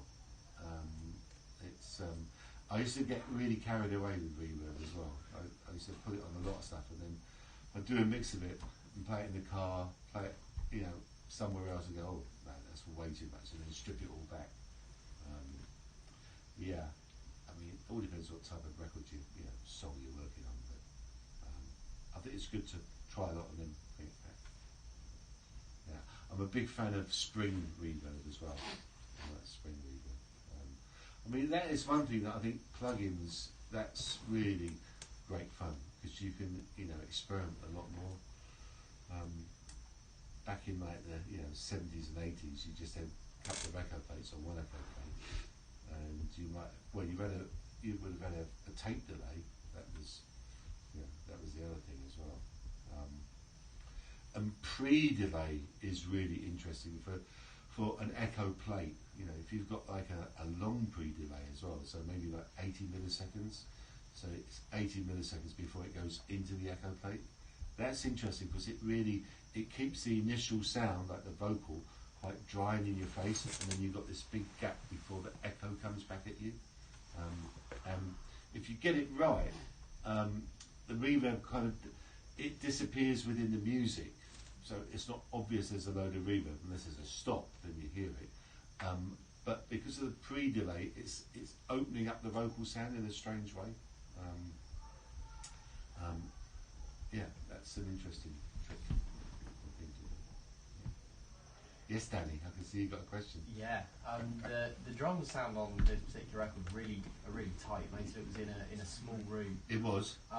But the snare feels very short and snappy. I was wondering, did you prepare the drum kit in a certain way to make the snare? Yeah, we put a wallet on top of the snare. Just a wallet? Yeah. Okay. Yeah. How much Huh? Was it like a thick wallet or was it? Yeah, for the cash, yeah. No, I mean like genuinely with that. No, it was that was something that I saw in the States when I first went to the States. Like the drummers would come in and they start playing the drum, and then it'd be really ringy and boingy, and then out come the wallet, pop, wallet on top, that was it, done, job done. And that's with the M201 as well. That's the M201, yeah. I was describing it as being crispy. It's got really crispy kind of sound on it. Yeah, it's a good microphone. I've used it on percussion as well. It's even live as well. Yeah. I've used it, for front of house on percussion and acoustic guitar. Funny, yeah. It's a bit like a 58 banger. I think it's got really tight focus. So. Yes, it does. Exactly. Yeah, it is that. Yeah. But yeah, the wallet on the snare drum. But now you can get these, those cutouts. I can't remember what they're called, but they're like a rim cutout that you lay on top. It's the same thing. It's just the dampening of the top of the snare drum. And there was another thing that I was really fascinated with as a kid. I loved, apart from ska and reggae, I loved Tamla Motown. So I love the drum sound on that. And I got to work with the drummer who did a lot of Tamla sessions. The bass player who did a lot of Tamla sessions. And he told me that they used to put a microphone. This is the hi-hat here, snares here. They put a microphone about 2 foot away from the snare drum, kind of looking at the snares, not looking at the top, looking at the bottom of the drum almost. And that was where you got that really kind of, it was that underneath snare drum sound. Great Instead sound. of putting it directly under the snare. Yeah, not directly under. Yeah, that was the thing. It was at a distance. So, and I did show at least some of you that, but I've never seen any of you actually do it since. The what? I've shown them to do that. Yeah. I've never seen any of them actually then do it again. Yeah. Well, it all depends what the song is and what you're doing, but it's good to have that, in your book, as it were. Your little toolbox. Yeah, your little toolbox, exactly. Yeah. I mean, drums have always been my fascination in recording, and I pretty much came to the conclusion that naturally you've got to have a good drummer, but it's got to have a good kit, good sounding kit. And I've worked with people who might have a great tom-tom and a great bass drum, but then the snare drum, got to work on the snare drum, the tuning of it, the dampening of it, and then cymbals. It's like new cymbals are so bright. It's like so finding some good cymbals. In fact, there was one, I can't remember who it was. There was one album I made where the drummer had way too many cymbals. I mean, so many cymbals you couldn't get microphones in the tom-toms. I mean, it was insane. And they were almost covering the tom-toms. And I just went in and I took them all away and just gave him 2. And he said, "What are you doing?" I said, "Why do you need more than 2?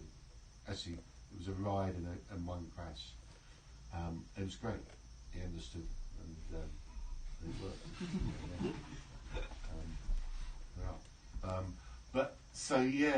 It's I was the assistant on some Led Zeppelin records at Olympic, which has got the big John Bonham room sound. But actually being in the room while it was recorded, it wasn't that loud. It's really interesting how a lot of people say, "Oh, that big, huge John Bonham sound," but it was a big room sound, but it was kind of everything else with it that made it sound big as well. Sometimes when someone asks you to get a sound that they've known you know how to get, it's like, well, actually that's not going to fit with your music. It's going to be the wrong thing. But I've always found that with drums, the less mics you use, the bigger the sound is, and that, in a way, it's pretty obvious because the more mics you use, you've got more phase problems. You've got to keep changing the phase or moving something until it gets in there. I was going to ask about technique, pointing out the bottom of the drum, but from quite a distance. Of what? The one that you said. Oh, on the side, yeah. With that did you come into phase issues with that? Yes, you would do, yeah. To either move it a bit further away or a bit closer, or just have to move it around. You can change the phase button, but I'd rather go outside and move it first to get it, more in phase. I've had some recordings where, they got 3 mics on each tom-tom, 3. I mean, one on the top, one on the bottom, and one at the side. I don't know what the side one's for. Yeah, I'm crazy. What other tips, things? I think it's always good to have like a really kind of cheap and nasty stereo mic, and one that you might use for, well, one would have used for a Walkman or something like that, like a little Sony mic, because I found that all they've got is like mid-range in them. They've got no bottom, no top. But if you ever get to work in a room which is so dead, you know, you've got to like bring like glass or metal into liven it up, which isn't a good thing, but having something like that, especially with a drum sound, can give it a bit more bite just to record that and, you know, stick it in there. So I'm always, if I'm going to a studio that I've never worked in before, I'll always take that one of those. I think it's an ECM 90. Do you have a favourite mic? Just in general? No, not really. What I do for bass drum, Okay. a D30, an AKG D30, which I've been trying to find one, but they're very. What they are, they're if you've heard of a D12, AKG D12, okay, it's like 2 of those in one. It's 2 capsules in one case, and that they used to have one at Olympic, where I started, and so that was the John Bonham bass drum sound. It was also the Eagles bass drum sound, because the first 3 Eagles records were made at Olympic, and it just stuck in my mind as like, that's the bass drum mic, and it was used on pretty much every recording at Olympic. Was a D30. Yeah, it's. I think it was designed for Hitler, to give him a bit bigger basing. 2 capsules, but yeah, great. So that for bass drum, and then after that, I suppose, yeah, a U67, an old U67.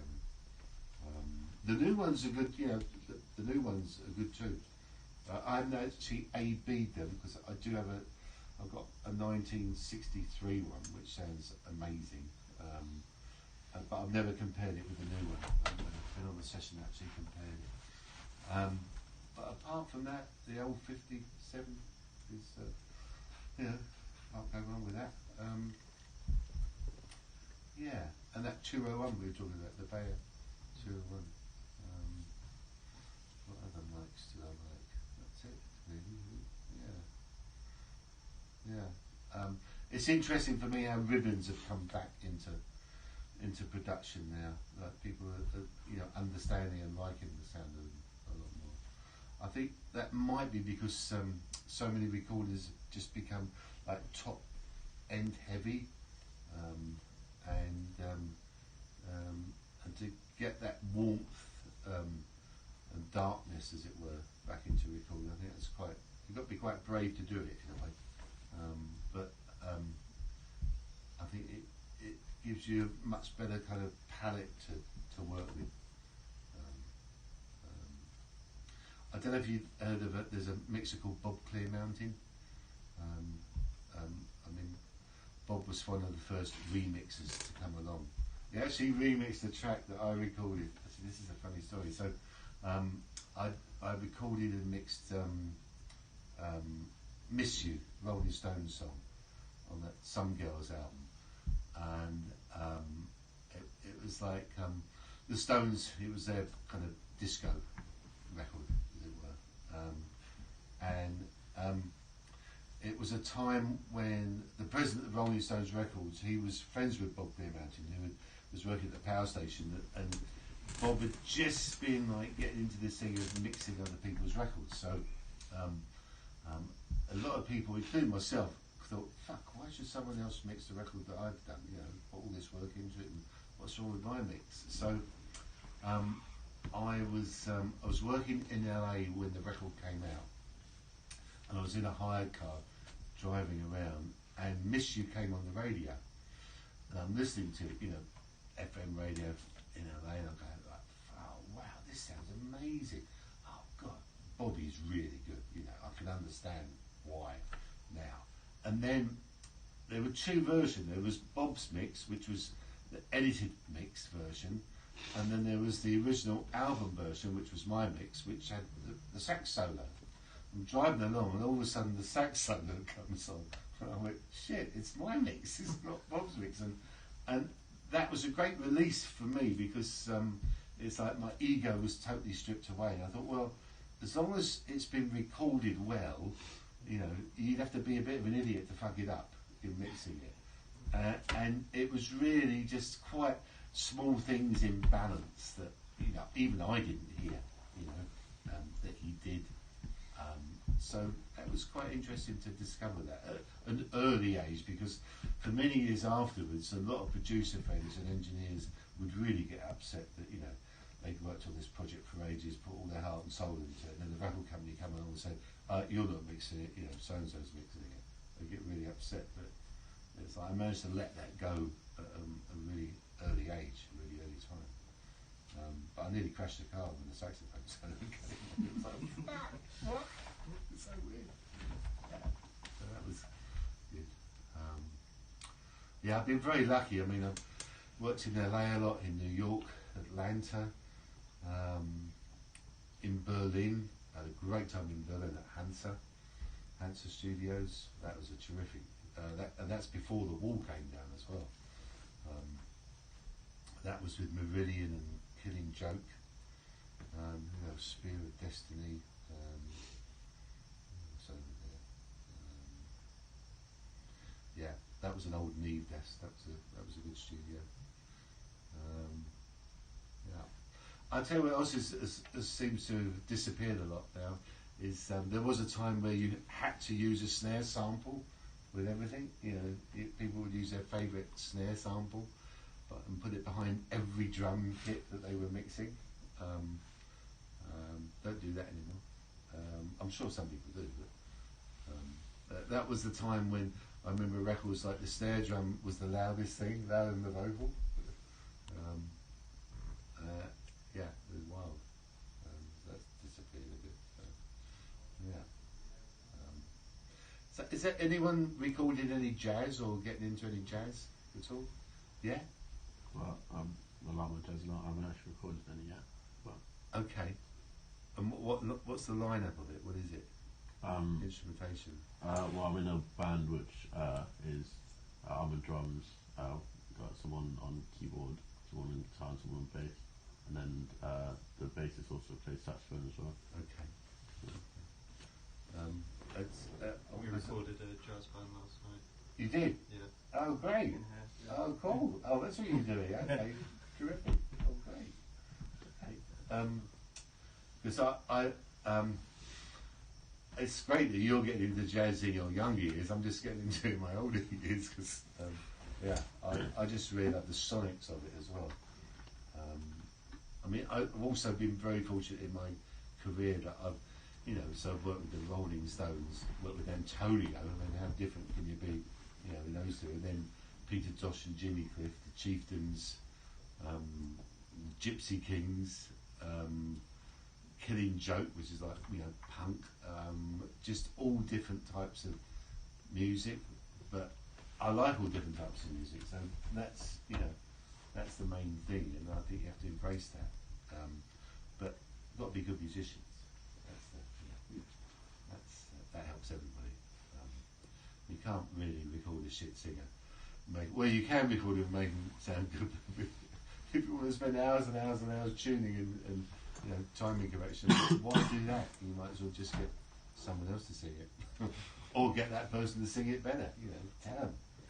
It's like I think sometimes the temptation of, you know, using the technology now, which is huge, kind of, I think it actually it gives the musician a feeling that they don't have to be that good.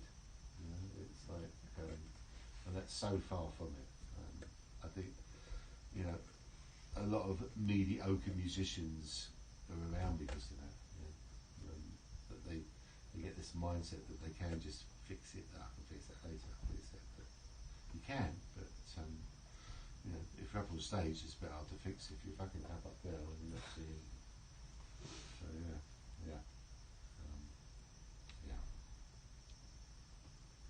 So who's coming? Anyone coming back this afternoon? Or you all? So I think they're two separate sessions. They're two separate sessions. Okay. Session, yeah. Okay, that's cool. But if anyone wants to stay in this space, absolutely fine, of course. Okay. Cool. Yeah, should we take lunch then? Is it what time is it? Lunchtime, it's 1:10 Oh, okay, yeah, sure. Yeah, unless Yeah. anyone's got any questions or anything you want to ask me, I mean, do ask me whatever you want. How did you start? Like, how was it like the beginning? Okay, I started. I had a. I don't know why, but my mum and dad gave me a tape recorder when I was about 9 or 10 years old. Got no idea why, but not to record. I was just playing stuff back. So I loved listening to film music.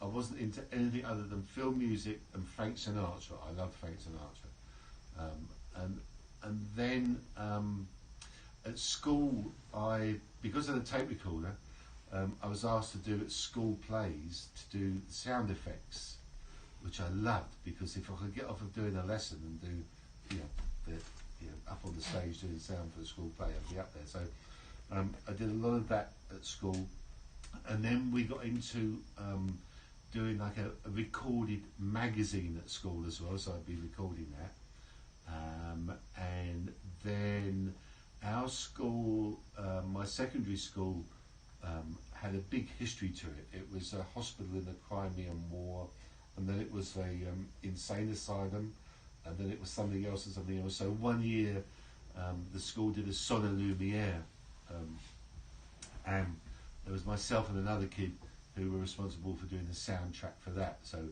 there was a bit of pre-recorded music. Some one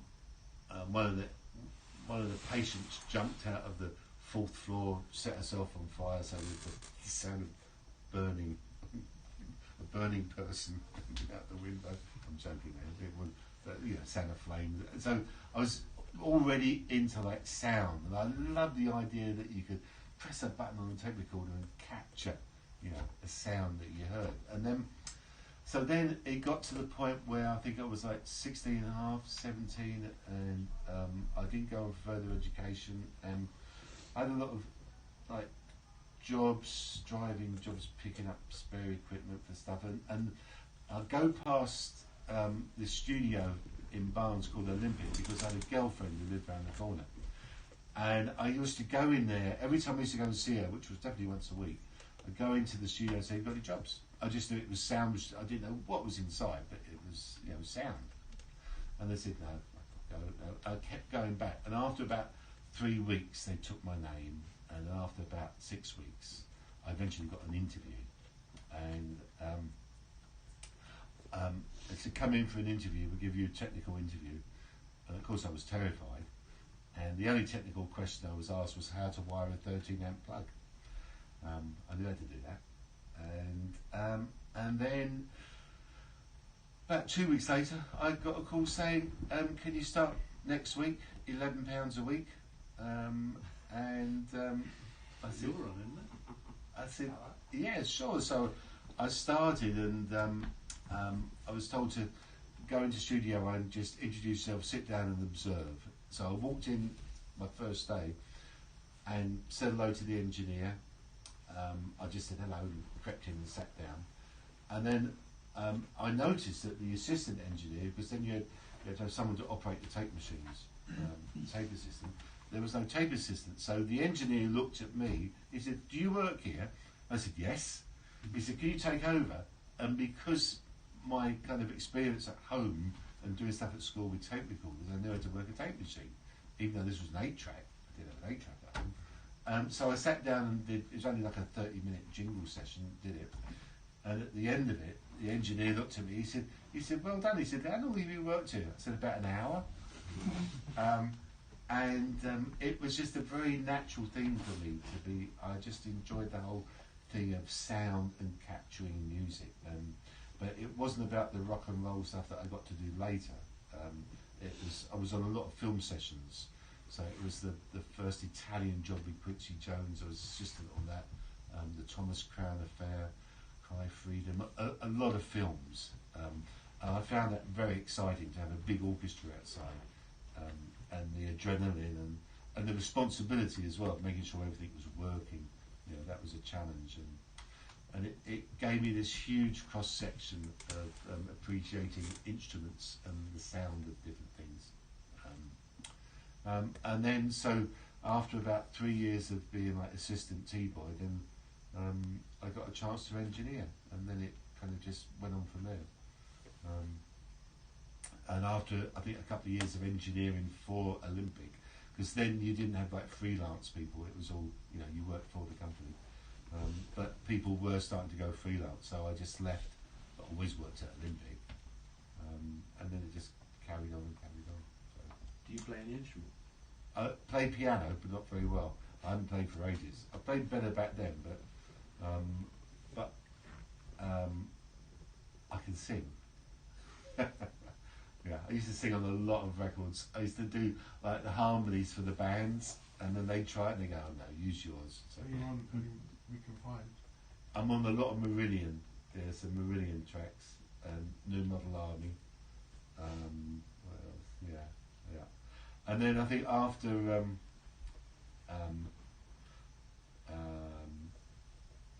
was it? It was on like, I can't remember what it was. I had this uncanny thing of like, so I do the harmonies for the band. I actually try and sound like the band singer, getting, you know, that their accent and just, you know, their style down. So yeah, so I was on a few. But and then I spent about 2 years just writing with other musicians. So I would always have like the melody and the chorus lyric and the chords, and then I get somebody else to come in and do the verse lyric and kind of flesh out the middle eight and stuff. And I had a great time doing that. That's why I bought that Sony desk to do all the writing on. And I did a couple of years of that, and then kind of stopped doing it. I went to a publisher and they said, "Oh, we didn't know you could write." But it was a time when they said, "Okay, can you write a song for Kylie Minogue?" It was like, no, why should I want to write a song for Kylie Minogue? It's like, you know, we only want people who write songs for. Yeah, so I stopped that and went back to making more records. So that's how I got into the business. Yeah, just being persistent and going into a studio and you know, quite willing to start at the, you know, £11 a week. What's like the equivalent to that now? I suppose, I don't know, £100 a week? I got no, it can't be. No, you got to be earning more than that, because what's the minimum pays like? Was it £9 there? No, an hour. I think it's an hour. £8.21. Yeah, so I suppose it would have been about, you know, 70 quid a day. Well, maybe a bit less, because it wasn't a lot. Yeah. And of course, you know, you start at 8 and you would finish at 8, but you'd be a good 12 hours there, for sure. Yeah. But it was the diversity of music that was so good, orchestral, and then little rhythm sections. And it wasn't until about, I'd been there 2 years, that I was asked if I'd like to do the nighttime sessions, which was the rock and roll session. So, and you got overtime for that. Yeah, that was fun. But a lot of great music was made in that studio. I mean, very diverse, which was great too. You kind of saw and heard a lot of that. And also they would let you go and bring up master multi-tracks from the tape store, so you could play around with them, which was a pretty brave thing to do, because if you destroyed a Led Zeppelin tape or somebody else's tape, you'd be in trouble. But it gave you a chance to get on the desk. And also they would let you bring, you know, if you had a band, you know, mates in, when there was downtime, but there wasn't a lot of downtime, you could go in and record that too, which was good fun. That was good fun. And all the engineers were very sharing about, you know, their ideas and thoughts, because, you know, you had no plugins, you had nothing. If you wanted to create a sound, you really had to be quite inventive. I mean, there was a band called 10 years after that I worked with, there was one song called "I'd Love to Change the World," and I had this idea of putting the vocal through a Hammond Leslie, you know, to get the Doppler, the spinning, rotating horn at the top. And that became quite, for that song, it actually made that song quite unique, and it's been used a lot in films over the years. You know, it's appropriate, the lyric, I'd love to change the world, but it's a spooky kind of sound. And yeah, so you would use your brain in different ways in trying to, you know, and that again is why it's like I say, experiment with microphones, you know, put them in weird places, or well, not weird places, but, you know, walk around and hear a different sound somewhere. Because you used to do a lot of that too, you know, to get a sound, instead of putting the microphone right in front of something, to, you know, give an ambient sound, if you wanted that, or something. Like the microphone facing the back of the double bass, I've never done that in my life. I mean, why would anyone do that? But it just, I walk around the room and went, oh, I like, well, it sounds good from back here. So, yeah, stuff like that makes it really fun. Lunchtime. Lunchtime. Yeah. Thanks, guys. Really, really nice to meet you all. And thanks for listening. Thank you. Yeah, really good. And yeah, I hope I see you again somewhere sometime. Yeah, really do.